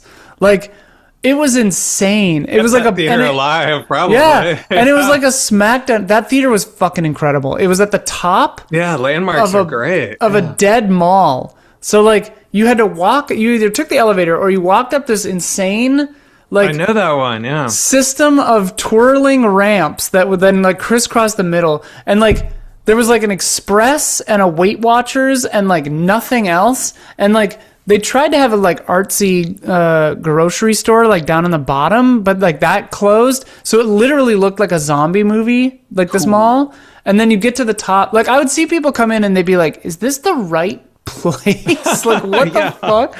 And then like you get to the top and it's this gorgeous movie theater. I loved working at that movie theater. Mm-hmm. Anyway. Artsy movie theaters are the best. I paid my way through college working I worked at an artsy movie theater that just got foreign and art movies, and that was it. I don't know how they stayed alive, but it helped me stay alive. It was fucking heaven, dude. And like when I got let go from my job from the work making videos at the Board of Trade, I literally just biked back to the movie theater and I was like, hey, can I have my job back? And they're like, sure. And then I worked there until I moved to LA. Like, I love it. Sometimes I think I should just go. It wasn't an LA theater. landmark. You were describing something that sounds like an LA landmark. No, this is in Chicago. Okay, yeah. I was like, I've been there. I've been to the Chicago one. No, I haven't. No, it's in Chicago. It sounds like an LA one. It's on Clark and Hallstead, I think. Yeah, I haven't been there. Sorry, I'm not that. I was surprised. I'm a I was world like, traveler. No, I haven't been to that one. Matt, I mean, take pride in being the kind of person where you said you've been to that theater and I didn't even think to question I have been all over the place, but not to that one. Yeah. There were people that are just so good. And I rewatched it, hadn't seen it in years. And, it came out during the GWB oil wars. And, he was a Christian fanatic, right-wing fanatic, which, not in the Epstein files, though. Yeah, maybe. Yeah, that's a surprising thing to Junior, say. Yeah. I guess maybe he had a spotter, like, who's the Speaker of the House? He has a, porn watcher son who's like, we'll text each other if we do anything improper. It's just crazy. It's crazy to look at presidents and be like, well... Not a PDF file rapist. Yeah, like, just that's not a line I think adventurous genocide would have to draw. Person. Yeah, yeah, like the wars and genocide. Yes, but at least not a grapist. Yeah, so that we know of. Probably still that we know of. There will be blood. Sorry, honestly. Sorry. I think I just am so obsessed with how Daniel Day-Lewis interacts with religion in that movie. Oh, it is it is like my grandpa, because my grandpa's a staunch atheist. Like when you're dead, the lights are out. That's it. Yeah. So it's like I just fucking love how he just like he's so manipulative and he just like plays the game with them and it's just like the most fucking epic performance like and ever. He like gets the baptism just to get what he wants. Like he's like, give me the blood, Lord. Lord, give me the blood. Like he's like, tell me what you want me to say. Tell me what you want me to say. He like Eli. loses patience with him. You're like, oh my god. He's like, you put on quite a show. You put on quite a show back there. Yeah, his voice, everything is so inspired. I'm finished. Yeah, it's it's so cool. Like I'm gonna watch it tonight. You should. It's so good. It holds up in every respect. And the trashing recently that happened of Paul Dano, we talked about. Oh my god, very undeserved, but also so good. he wasn't originally cast for that role, and at the last minute had to step up. He wasn't, not the step actor, the actor who stepped up. And then I think he's perfect. He's not supposed to be like who's this gonna play him? Do you remember? I can't remember. It was some other relatively unknown actor. Oh, okay. And I don't know if it's ever been confirmed exactly the reason why he didn't complete the role. I think that it just wasn't working out. whether it wasn't Right. working out with BTA or Daniel Day-Lewis, or it just wasn't delivering the lines well. It just didn't work out a couple weeks into it. And so they were like, Paul, can you do this for us? And so he did, and I think he's perfect as like a twerpy. Yeah. You know, he's Kel a twerpy O'Neill. guy. What? And it, Kel O'Neill was going Yeah. to do it, and there's like no credits really. for yeah, this person. I even watched trailers for his other movies, Yeah. and I haven't really seen him in anything. But at the time I was like, oh, he is kind of like weird and twerpy to be like his antagonist. But now you see these weird little twerpy guys everywhere who are running the country, and you're like, oh, they do get popular, oddly, despite everything. People just want someone to be an outlet for their weird kind of religious fervor and rage to say the things they want to say but can't. And so it happens. The story just feels so alive and makes all these imaginative leaps. The fucking music, oh my god. Yeah. With the long fucking flaming oil, and just like the musical, not a montage, but just like the long musical instance when it's just like banging bells and shit. It's Johnny Greenwood, right? If I recall. Yes, the Radiohead dude. Yeah. And it's so strange. I think his previous movie before this, PTA's, was Punch Drunk Love, I think, which is just it's a great movie, but it's like this Adam Sandler, kind of quick, like 90-minute love story, which I love. I think that's a great movie. But really, just kind of offbeat. You figure, oh, he's going to kind of do this thing. He's going to kind of do these modern, quirky, romance, relationship things, and then comes out of nowhere, out of left field, with this thing that like everybody's like, oh, he's going to make the best movies ever made, a period piece. And it's so restrained, even though it's got these big performances. The directing style is very like keeping his like cards the close to the nuance chest. of him using his son also as like forward facing. You can trust me. I got my kid here. Everything's fine. Like all of that is so under the surface, and just like you were saying, how restrained the movie is. I feel like that's a really good example, is like him and his son. Obviously that all comes to a head in a more overt way, but I still think, that whole movie, it just kind of simmers. That simmers. Yeah. He loves that kid, though. Also, that's not his kid. It's like someone else's. He finds someone else's kid who dies in an accident, but he loves that kid. Like you see, that's all what I these love scenes with affection for him. That's what I love about, like, you were talking about the like ambiguity of things in Paul Thomas Anderson movies, and like that's what I love about this character. Is like, I love characters like this in anything, but it's just like sometimes you're like positive that he loves that kid, and then other times you're like, he doesn't give a fucking shit about this kid. He's just manipulating. He's just using him. Like, it goes back and forth so many times throughout the movie, and like I'm still like, that's what's so great about it, is like I'm still not sold one way or the other if he actually likes that kid or doesn't give a shit at all. Like, it's so interesting, and like I want to believe he loves him in there somewhere, but I'm not even sure. Like, it's so interesting. I think he loves the times with him because he was just like successful in like getting his, like, by the end he seems so bored. So I think him loving his kid is mostly just loving the times.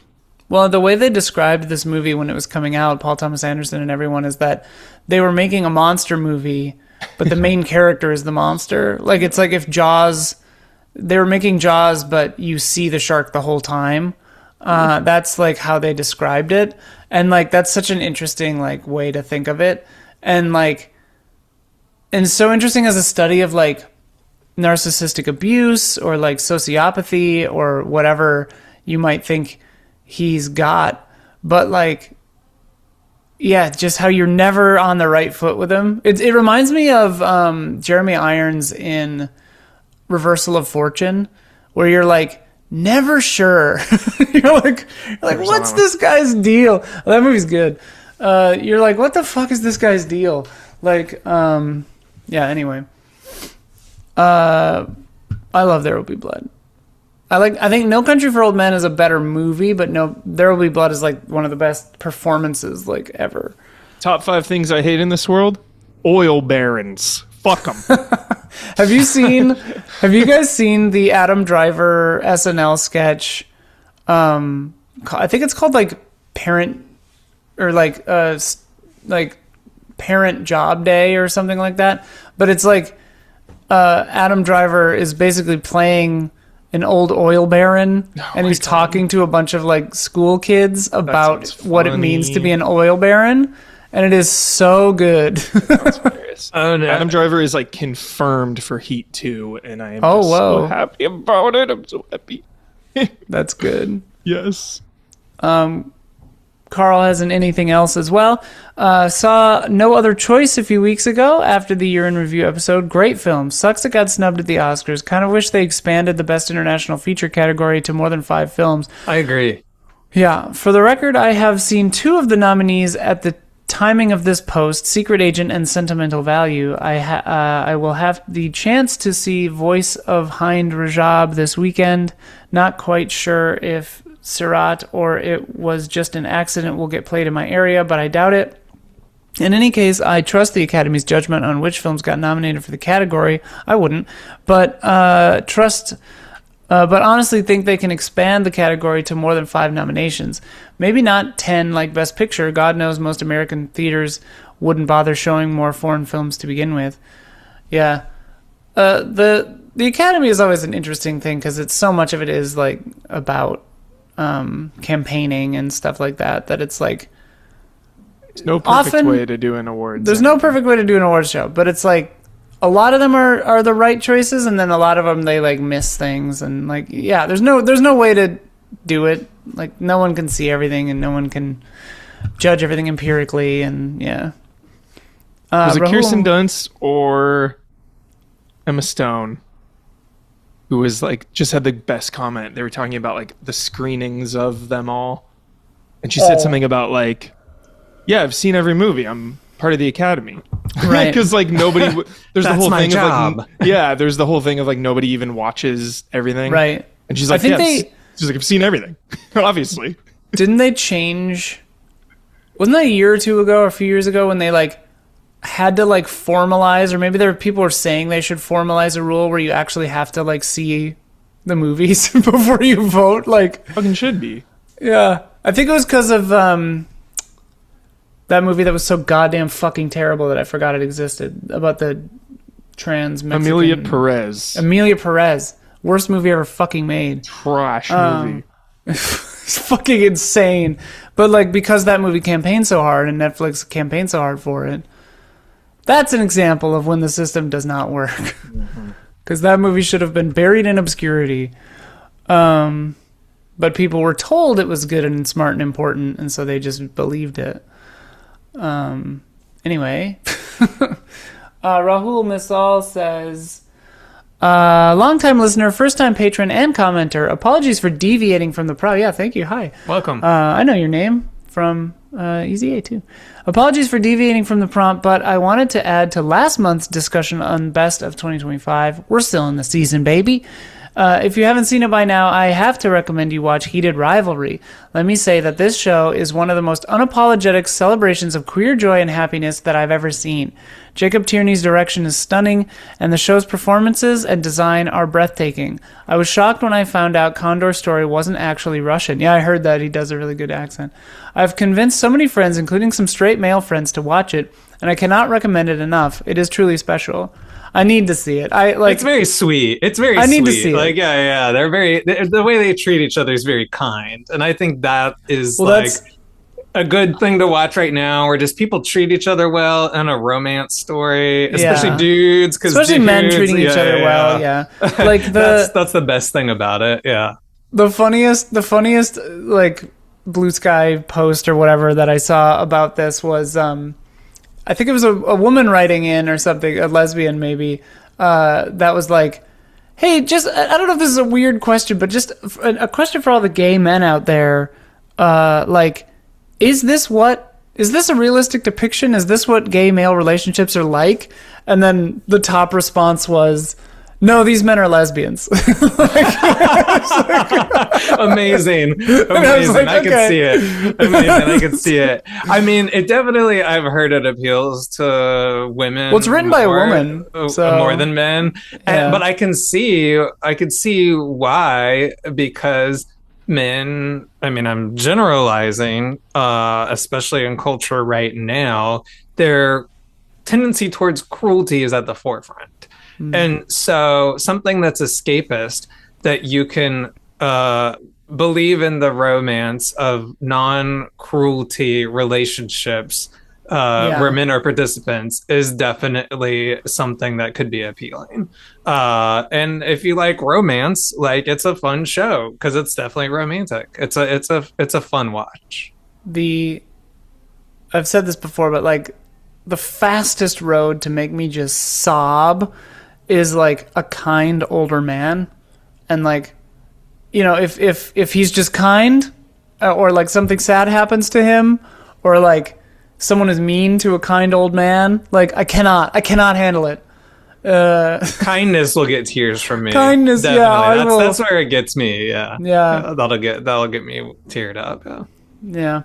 But I should watch Heated Rivalry. I had put it off because I don't care about sports or men, but well, this has a lot of sports and men, but like I've heard it doesn't have that much sports. The sports are very backgrounded. Okay, I don't know if you see collectively throughout the series more than 10 minutes of sports, honestly. Hell yeah. Oh my god, I just realized what next week's theme has to be. Catherine O'Hara. Sports? Oh, it's gotta be Catherine O'Hara. F in the chat. Yeah. Oh I'm so sad. God. Like, Schitt's Creek rewatch. I'll watch them all. I don't care. You know how committed I am to rewatches. I'll do it tomorrow. Hell yeah. Dude, well, like, it's so crazy. I mean, this is a tangent on top of a tangent, and we've still got a few comments to go through, but like, we could talk about it more next month, because I do think we should probably do that. But like, she's one of those people where I hadn't realized how important she was to me, where I was just like, oh, and like, you've been in every movie I've loved like my entire life, and you remind me of my mom. Like, this is no fun. Like, it's just like, ooh. Anyway, Mike Carwai says, I've been rewatching a bunch of Mr. Playable Teaser Anderson's films recently, so the timing of this discussion topic couldn't be better. One Battle did a lot to rejuvenate my interest in him and reminded me how seminal he was to me as a teenager. When trying to rank them a couple weeks ago, I realized I love all his movies except Hard Eight and Inherent Vice, and even those, I admit, are still good for what they are. My absolute favorite, I've seen There Will Be Blood like 30 times, and it's close to being number one, but I'm definitely a punch-drunk love person for life. I watched and adored Licorice Pizza for the first time this year, and as much as many online voices seem to have taken issue with that film, to me, beneath the more Boogie Nights or even classic Linklater type of setting and surface, it actually felt like the most comparable to Punch-Drunk Love. In the end, I detected something similarly plaintive and brazenly humanistic going on with it anyway. Also, everyone seemingly has no makeup on and the beautiful real people teeth, and that alone got me weirdly emotional to see big recent Hollywood production. Dude, yeah, like watching Fellowship of the Ring, we were just like, real faces? Like, and maybe they'd have work done at that point too, but just like human lips, like women... like that look like people, like, oh, this is interesting.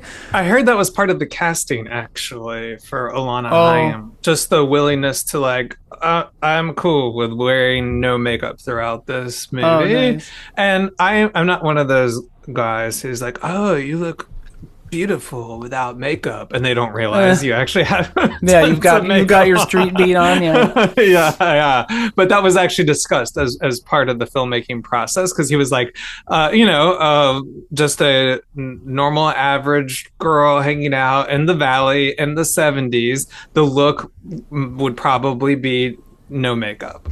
And she was like, no, I'm cool with that. I'd be down to do that. Yeah. Sad about the Hard Eight slander. You know, Hard It's Eight is unfortunate. I love Hard Hard Eight Eight. is incredible as a first movie. You're like, Yeah. how did you pull this off as a first movie? As a first movie, just coming screaming out of the gates.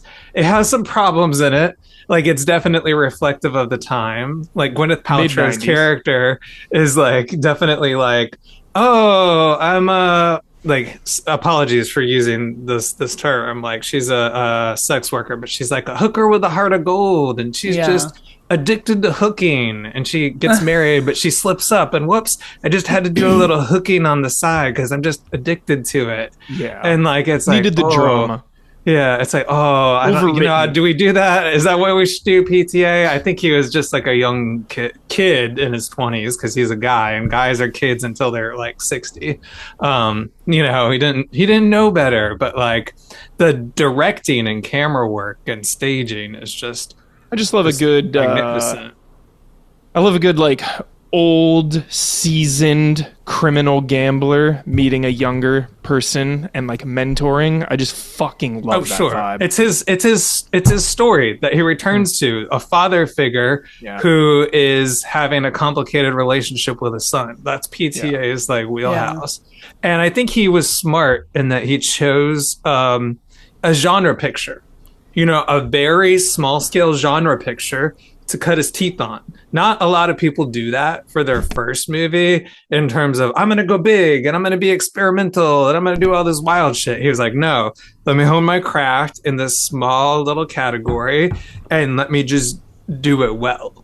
And I think he put his stamp out there and people were like, here, we'll give you a big budget, do Boogie Nights, do something like really big. And Boogie Nights, I think, is like easily in his top 3 films. Like, Boogie Nights is just, I revisited it, and that is a much more compassionate treatment of sex work, I think, especially for being like 30 years ago. Like, more compassionate than you would see a lot of treatment in popular culture today. Like, the women and men in that who are sex workers are just treated with so much heart and dignity, and I think it's so forward thinking and progressive. It doesn't get everything right, but like, how could it, being that old? And just, those are real fleshed out human beings. Fleshed out, sorry. Like, they are fleshed out, but like, but like, just like fully formed humans who the movie cares about. And this is not his remove style, because he does have like a POV, and his POV is care about these people.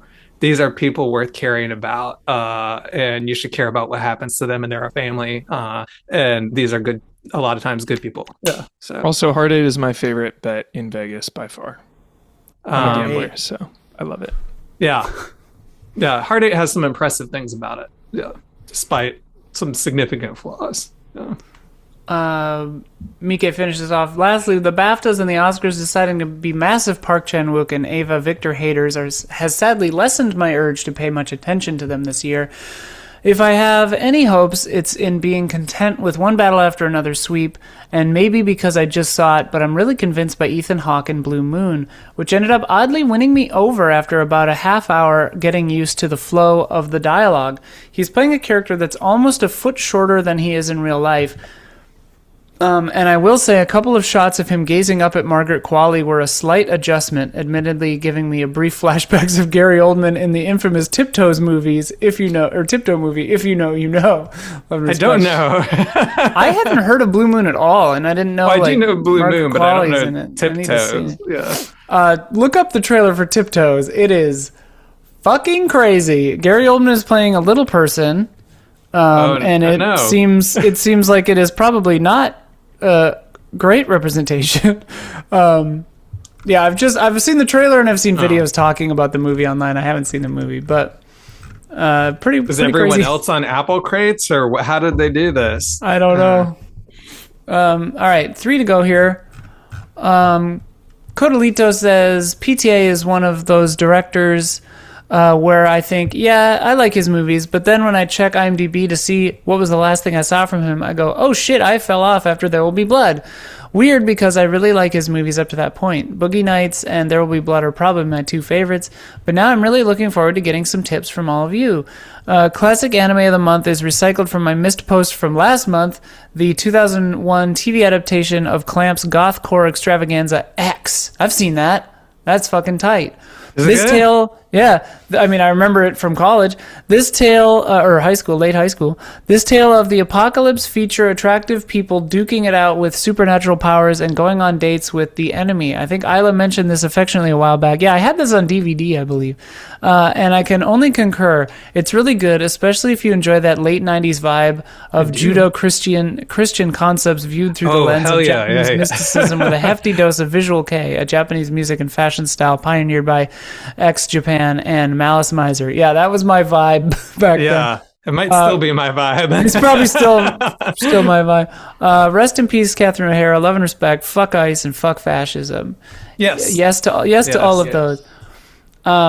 Jason Wojnar says we should do also. We should watch X. I'm getting so fucking impatient. Not one person has said the one movie I want to talk about on this entire Just podcast. Say it. Yeah, you fucking say Magnolia. Magnolia, yeah. Magnolia is like my favorite. It has not been said one time. Magnolia is like my favorite one. Yeah. Tom Cruise is so inspired. God. Okay, Tom Cruise is. I'm just like, all right, next one will be. I feel like somebody said Magnolia back. Nope, not yet. No one has said Magnolia. Has not been said once. More than I remembered. I remember him being out there, and when I revisited, crazy. Whoa. Respect the bleep, tame the bleep. It is insane. He is out there. Fucking crazy. And I thought it was just like a couple scenes. No, he's like a fifth of that movie. A fifth of that 3-hour movie, 3.5-hour movie. Yeah, he's talking about a lot of it. Talking about a son with a complicated relationship with a father, like. Also, like, I was thinking about, in the shower last night, I was singing that Amy Mann song to myself, thinking about the scene in Magnolia where they all fucking they sing it. I forgot about that. Yeah. Every character in the movie just sings it. Yeah. So that movie is fucking tight. That takes some swings. Yeah. So it rains frogs so much. And I thought the frogs were like 20 seconds of frogs. No, the frogs it's like 2.5 minutes. No, even longer. And those frogs are like thousands of frogs. Violent. Bloody frogs. And I used to live on Magnolia Boulevard. Probably, sorry, scammers can find me, but I used to live on Magnolia Boulevard for like 10 years in the valley. So like Ode to Magnolia was just like heaven to me. That movie has a lot going on. Oh my god, so many characters, so many good characters. Like William H. Macy in that movie is so good. Fucking Julianne Moore's performance. Oh my god, like that's a little off key actually, to tell you the truth. When I went back, I mean, I haven't seen this movie in a decade. Yeah, it was a little off key. I remember it being great. And her pharmacy showdown is great. Her pharmacy showdown where she tells them off, like, is great. Yeah. There's other like, parts how dare you judge me? There's other parts not so great where she's like admitting to infidelity and she's like, I suck so many cocks. Yeah, and it's like, okay, what's going on? That seems fine. And Julianne Moore. So okay. But that's an acting swing. That's why I love it's that. True. That's a big swing. It's true. He left it in there. He left it in the movie. It was a swing and maybe a strike, but yeah. And then I looked into this wild personal history about PTA. So the character, the dad who's dying, who's played by Jason Robard, is named Earl. So PTA's dad was named Earl, and he died a couple years before this movie came out. And so I was like, this obviously had to be inspired by his dad, probably is like just like a write-off, or send off to his dad. But there are parts where Tom Cruise is like, fuck you, you piece of shit. I hate you. And then he starts crying in front of his dad. Yeah. So good. And I was like, oh wow, this is a very personal movie for him. Yeah. A very personal. And Julianne Moore, he said, was inspired by one of his dad's like wives. And I was Maybe like, that's not a she said it flattering like that in portrayal. real Yeah, life. yeah, that's not a The real flattering person. portrayal. Yeah, you're right. Maybe it wasn't an acting swing. Maybe he was like, no, Yeah, she said yeah, she cocks, said it cocks like like this. this. Yeah, you're right. You're right. Yeah. So Magnolia swing is, or Magnolia, the whole movie is just like It's a swing. it's a huge movie in terms of like, Love it. there's nothing else like it. You know, Yeah. John C. Reilly, his cop, So cop crazy, He so is yeah, such a so cop. Such a inappropriate. cop. Like well, that's the thing is like Nails every a character cop. in that movie He's is like so a piece good of as a shit, cop. kind of. Yeah, Like- he's so Except condescending as a Seymour cop. Hoffman is an angel in that movie. He's He Yeah. is. Those eyes, those eyes of his eyes have so much heart, and he's usually plays this blustery guy, Yeah. you know, like a big kind of bully, but like he's so compassionate. His eyes are just like, you know, he tears up Sweetheart in that over movie. everything. He's a sweetheart, and Yeah. in a way that, you know, you couldn't play that kind of sweetheart unless you have that kind of sweetheart in your Oh life. yeah, Do you know what I love mean? that. How could you bring that to that role unless you've been that sweetheart in real life? Yeah. You know? And I was just like, oh, I love this guy. I love Mm-hmm. this guy as an actor and as a human. You know, you have to have that humanity in you to bring that to that role. Yeah. To juggle that many plot lines is always, and like to have them all kind of collide Yeah. in a way is so cool. It's fun as a viewer too, to like when that filming technique is working and you get to like check in periodically with like just completely different areas. It's like, okay, now we're a cop on the beat, now we're on a game show, like now we're on a fucking deathbed. Like it's just kind of all over the place, but it's still so coherent. It's like an feel like- opera. Yeah. I feel like that was the style there for a second, like that and like Requiem for a Dream and like all these other like independent movies where there was like very disparate life experiences, but then they like had something to do with each other, kind Royal of. Tenenbaums. Yeah. It all collides. Yeah, I call that like the new sincerity. Well, I didn't come up with the term, but I would put Magnolia under that. There was like Infinite Jest, the book, and like Adaptation, the movie was like that too. But there's like kind of this arts movement called New Sincerity, and I think that Heartbreaking Work, A Staggering Genius, the Dave Eggers book was in that. I really didn't like that book. Yeah, that book is like a lot, but Magnolia definitely fits in that. Yeah. Jason Wojnar says, what is your favorite PTA film? Haven't seen all of them, but this is my impression and experience of the ones I have seen. Boogie Nights, I saw this for the first time at a film festival in Kyiv as a part of its retrospective program. It's always interesting being probably the only person in the theater with a certain perspective on a work. After the movie, like they often do here, there was a discussion headed by a film critic, and I got to add that the movie is such a good representation of the intense cultural shift from the 70s to the 80s in the USA. Our dad was born in 1960 and was a huge music fan and would say how many bands and artists from the 60s and 70s were almost immediately deemed uncool once the 80s rolled around. It's interesting. Punch Drunk Love. Adam Sandler yelling at his sister on the phone is one of the most realistic and funny displays of being frustrated at someone I have ever seen put to film. Licorice Pizza, extremely cozy watch, and so Wojnar family coded, I feel like I cannot fairly judge it from the 70s Hollywood setting to its needle drops.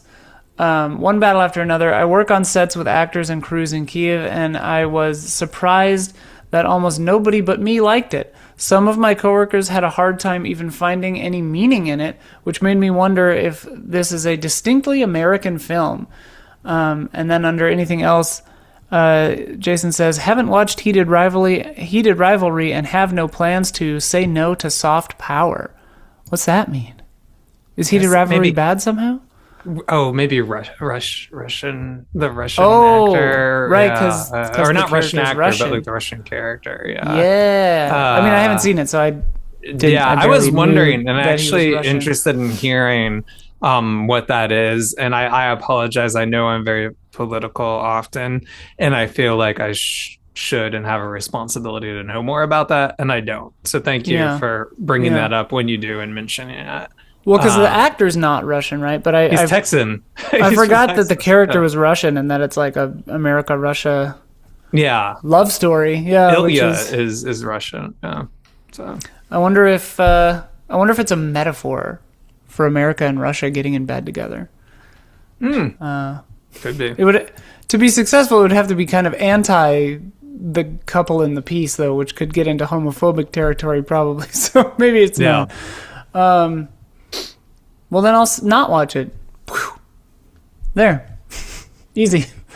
Yeah, we haven't really talked about One Battle. Or I guess we sort of have in the past. Yeah, we've discussed the on other episodes, but not in this episode. I like it. It's super fun. I would put it right in the middle of his like discography. It's really fun. I have some holdbacks on things I don't love about it, but there's a lot to love, and it's really good. And Benicio is again, like we were talking about the humanity in Philip Seymour Hoffman's performance in Magnolia. Benicio has that in this, and from what I understand, he wrote a lot of his character's plotline about his operation where he's helping the refugees or the people who are living and are about to become refugees in his house, and he it was going to be smaller what they were doing, and he was like, no, I want to do that. His line is like, oh, I've got this Harriet Tubman situation where I'm helping people, there's no cash involved, it's all from the heart. Like that was something he came up with for his character storyline, which is so amazing. It really helped shape the development of that whole section of the film. This is part of what forms the interesting, like, because this movie has like point, counterpoint kind of, where it's like, and this is why, like, and obviously I'm listening to people who have these critiques or whatever, but it's interesting to me because this movie specifically, because it is so charged, obviously, like, one of the points of view in this film is Sean Penn's like shitty, kind of like fetishizing piece of shit, like, racist ICE guy, which is obviously like bad. And then there's Leo's character, who is like mostly just burned out and trying to be a good dad, and like pretty removed from the current like political climate, it seems, like pretty much just trying to like keep his daughter safe and like himself and her safe, and has been pretty much removed from everything else. And like then there's, to me, like Benicio and all that stuff is like the actual heart of the movie, where it's like, to me, like Leo and Sean Penn represent two sides of kind of an outdated like war and like thing and like mindset, and then like Benicio and those guys are like, this is what's actually fucking going on. Like Leo comes in like a storm, being like a white mess, and like and then his friend takes care of him because he's a good guy, but it's like you see all this other shit he's actually dealing with and what it's actually like for these real people, and it's like that to me is like real life, and like that's the heart of the movie, where it's like, this is the actual struggle happening right now, and these are the people still fighting and still in it and still doing it and still from the heart, and like that's what this movie is about. And then like Leonardo DiCaprio is like a court jester, kind of like traipsing around through it, just trying to protect his daughter. You're like right. His story is daughter, family story, and then Sean Penn is the representative of like fetishizing shithole white men and like the American government and like the sexualization of black women and that kind of stuff.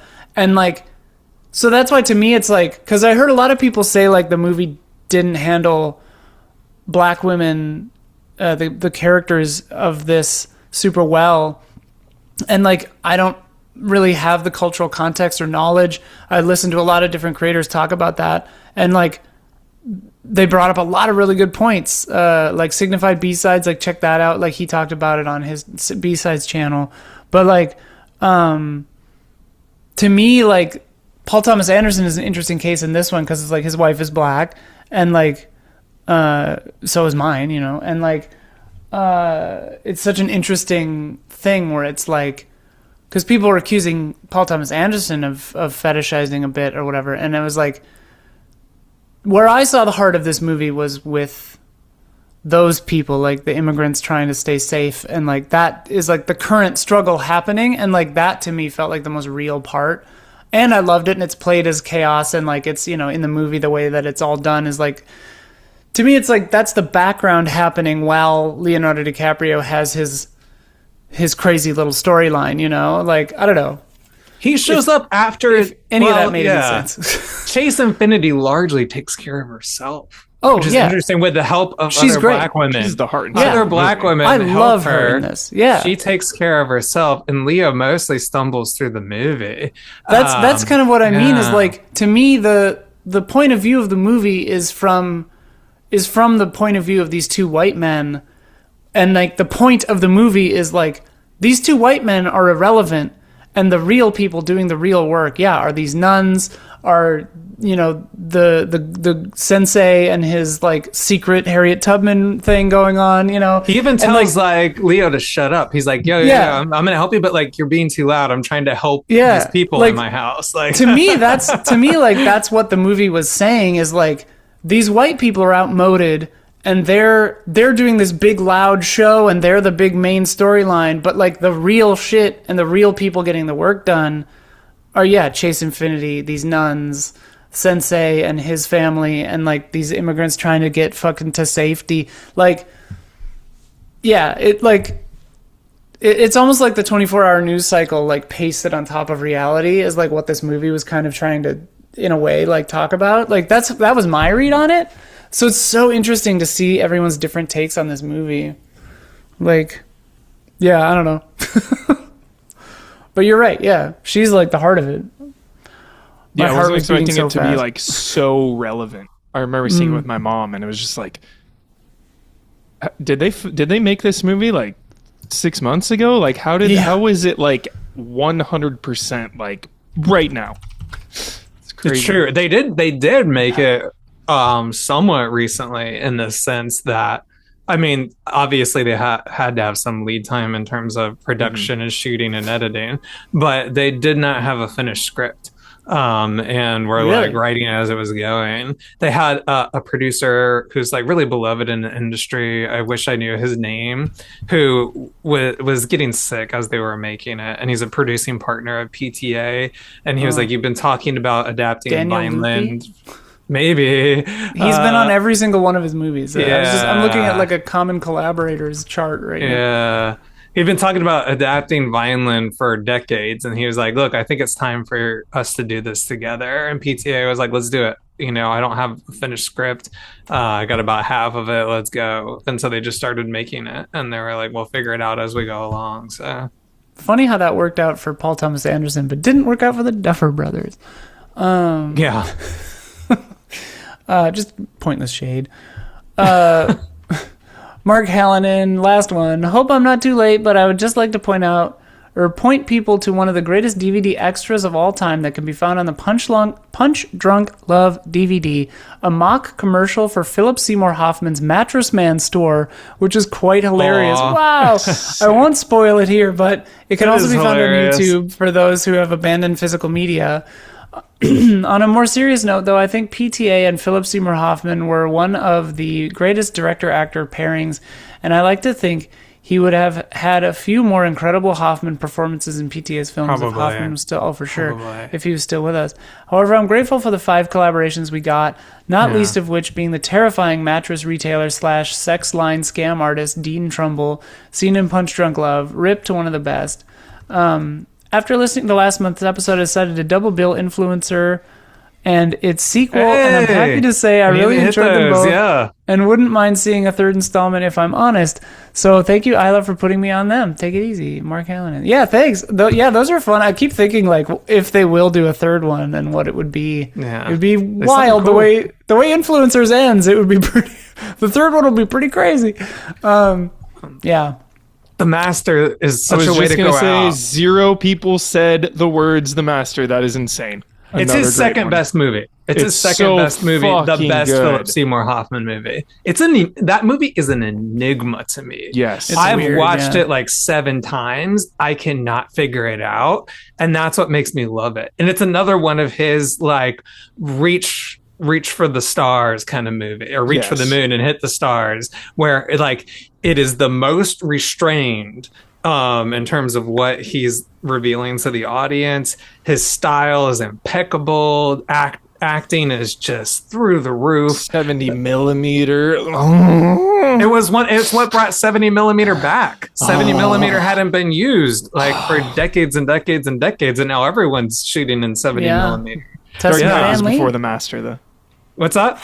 Dark Knight was before the Master. Well, yeah, I guess they had those. They had 2 scenes, segments, couple scenes. That's true. That was everything. Yeah. So was the Master shot entirely in 70 though? Yeah, the whole thing was. Yeah. I saw it at the Cinerama Dome in in IMAX, 70 millimeter projection. I wonder if we were there at the same time. Maybe, probably. Yeah, we could have been in the lobby together. Shit, I would have given you a hug. Damn. The Master's so good. And Philip Seymour Hoffman, some people, they say, inhabit a character, and that's what makes them great actors. Philip Seymour Hoffman invents people I've never seen before. Yeah. He invents new characters. And the Master is a character I've never seen before. His L. Ron Hubbard character is just someone who every choice he makes is the correct choice, but it's also a choice I haven't seen an actor make before. And I'm just where is he doing that? Where is he getting this from? How is he doing it? Yeah, and I can't figure out what that movie means. For the life of me, I don't know what it means, but I know it's meaning the right thing. Yeah. Yeah, that one was one where I was I watched it in theaters, and then I came out of it and I was like, that was obviously incredible, but I don't know what I'm feeling right now. I still don't know. I still don't know. Uncomfortable movie. God, it's so unpleasant to watch. Yeah, it's weird because it's also I have because I have a very pretty good memory for movies. You give me a name this movie from the screenshot quiz, and I'll pretty much, if I've seen the movie, I'll pretty much get it. But the Master is I can remember a few shots, when he's reclined on the ship above everything, that's seared in my brain. But the rest of that movie is a blur. I don't remember it. Really weird. Oh, Amy Adams is fantastic in that. That and what's her movie with the aliens where she's the linguist? Arrival. Yeah, that and Arrival. I like to say that if the aliens ever invaded, I would want actress Amy Adams to parlay. Straight up. Yeah. We'll send her as the ambassador. Yeah. She'll fix it. Arrival, dude. Arrival's made. I might like that best of all his films. Yeah. Have we done a Villeneuve episode before? I don't think so. That would be pretty good. Have we? I love his movie. I feel if so, I wasn't on it, but I should check the catalog. I mean, yeah, some of his early ones are fucking hard to watch. Oh my god, Polytechnic. That is one of the most. I haven't seen that one. That's one of the. I haven't seen a few of his earliest ones. I like the Gyllenhaal double one, whatever that Prisoners one is. and Enemy. Doppelganger. Yeah, that Enemy one's is intense. Prisoners and Enemy are so intense. Yeah, so to finish things off, I don't know, we don't need to rank all of them, but I'll just say my favorites are definitely There Will Be Blood, Magnolia, One Battle After Another I really liked. Boogie Nights is obviously incredible, but it makes me so uncomfortable. It made me so depressed as a teenager. Kind of similar to The Master. The only one of his movies that I don't like is Inherent Vice. You've never smoked weed? I haven't. I've never tried grass. But I just thought Inherent Vice is one of those movies where it wasn't bad, but similar to Saltburn, where I was you're right, The Talented Mr. Ripley is a good movie.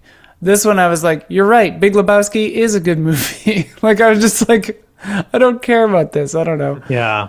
But that's about it. I'm not a fan of that one, and I'm so glad that One Battle After Another came out, because I feel like that did Pynchon right. I've said my piece on that one before. Love Pynchon, I do, and I feel like One Battle After Another gets the complexities of Pynchon right, where the swings of the comedy and the political controversy, where it takes a few watches to like really kind of figure out what he's saying, really matches PTA's directorial approach, and Inherent Vice just didn't get there. Yeah. Yeah, There Will Be Blood, Magnolia. Maybe The Master, probably like my 3 favorites. Yeah. Yeah. I haven't seen Punch Drunk I'm very since it, partial to came Heartache. out, but I loved it back then. But Punch Drunk Love is really fantastic. I feel like I didn't have the language yet to express why I loved it when I saw it, but now, because the internet has gifted us with so many TikTok videos and the kids have given us such a wonderful vocabulary, I do feel like it is like very much like a neurodivergent love story. It is clear. What's that? it ate. Yeah, it did. It did ate. It served neurospicy realness, and it ate down. It did. It did, exactly. But no, it's very clear that at least Adam Sandler's character is neuroatypical, and I related so much to what he was experiencing. Like the environment he's in is so stressful with all his sisters, and like there are all these chaotic things going on around him, and the sound is so overwhelming to him, and he gets so fixated on his pudding quest of cutting all these coupons out. And he's just like, this is going to fix everything if I do this. And then when he gets overwhelmed, the movie just changes all these waves of sound and color. I remember the truck going by. Yeah. And then like when he has these outbursts, it's because he gets overwhelmed by everything in his environment. But the movie doesn't like lead up to like something that would happen to like in a traditional romantic comedy where it's just like he gets shamed for acting the way he does. And he has to learn how to adapt to the rest of the world. Like he finds someone who embraces like those qualities in him. He makes this big romantic gesture, and then he finds someone who loves him back for that. They don't make fun of him for that in the movie. Well, and also it's very like, cute. To put it in cultural context of the era, because like, you know, we're like the age that like grew up with these Adam Sandler movies like Billy Madison and Happy Gilmore and all that stuff, and it's like he was the funny, like, weirdo, like, kind of guy, you know, like SNL, like, all that stuff. And, like, Punch Drunk Love, nobody had really seen him do that kind of thing before, like, when that happened. And we were all like, whoa, he can actually, like, act. Like, he's actually in it. Like, this is pretty sick, you know? Roles. Yeah. Like, I remember it being, like, one of the earlier ones I was aware of, where someone took that kind of dramatic turn and you were like, oh shit, like you've got the chops. Okay. Like that was sick. Yeah, definitely. He was stepping out into something new. So that is one of my favorites, along with There Will Be Blood and The Master. Hell yeah. No doubt. Alrighty, boys. We did it. Thanks. Oh, yeah. Did. Thank you, too. Thank you, everyone at patreon.com/reactionshots. Next month, let's try to remember Catherine O'Hara. Let's just hit it. Like, some of my favorite movies of all time. And she's just seems like such a delight. Betelgeuse. Yeah, Betelgeuse. Don't say his name. Yeah, I actually met Eugene Levy one time, and I got to tell him that, like, the song from A Mighty Wind was like me and my girlfriend's song at the time. Which was, he was like, oh, that's really sweet. And I was like, oh, I was like, I love you guys. That's amazing. Yeah. Anyways, so yeah, more on that next month. Thank you to everyone who wrote in. Tell your friends, tell everybody. And we will see you again next time. Bye. Thank you all.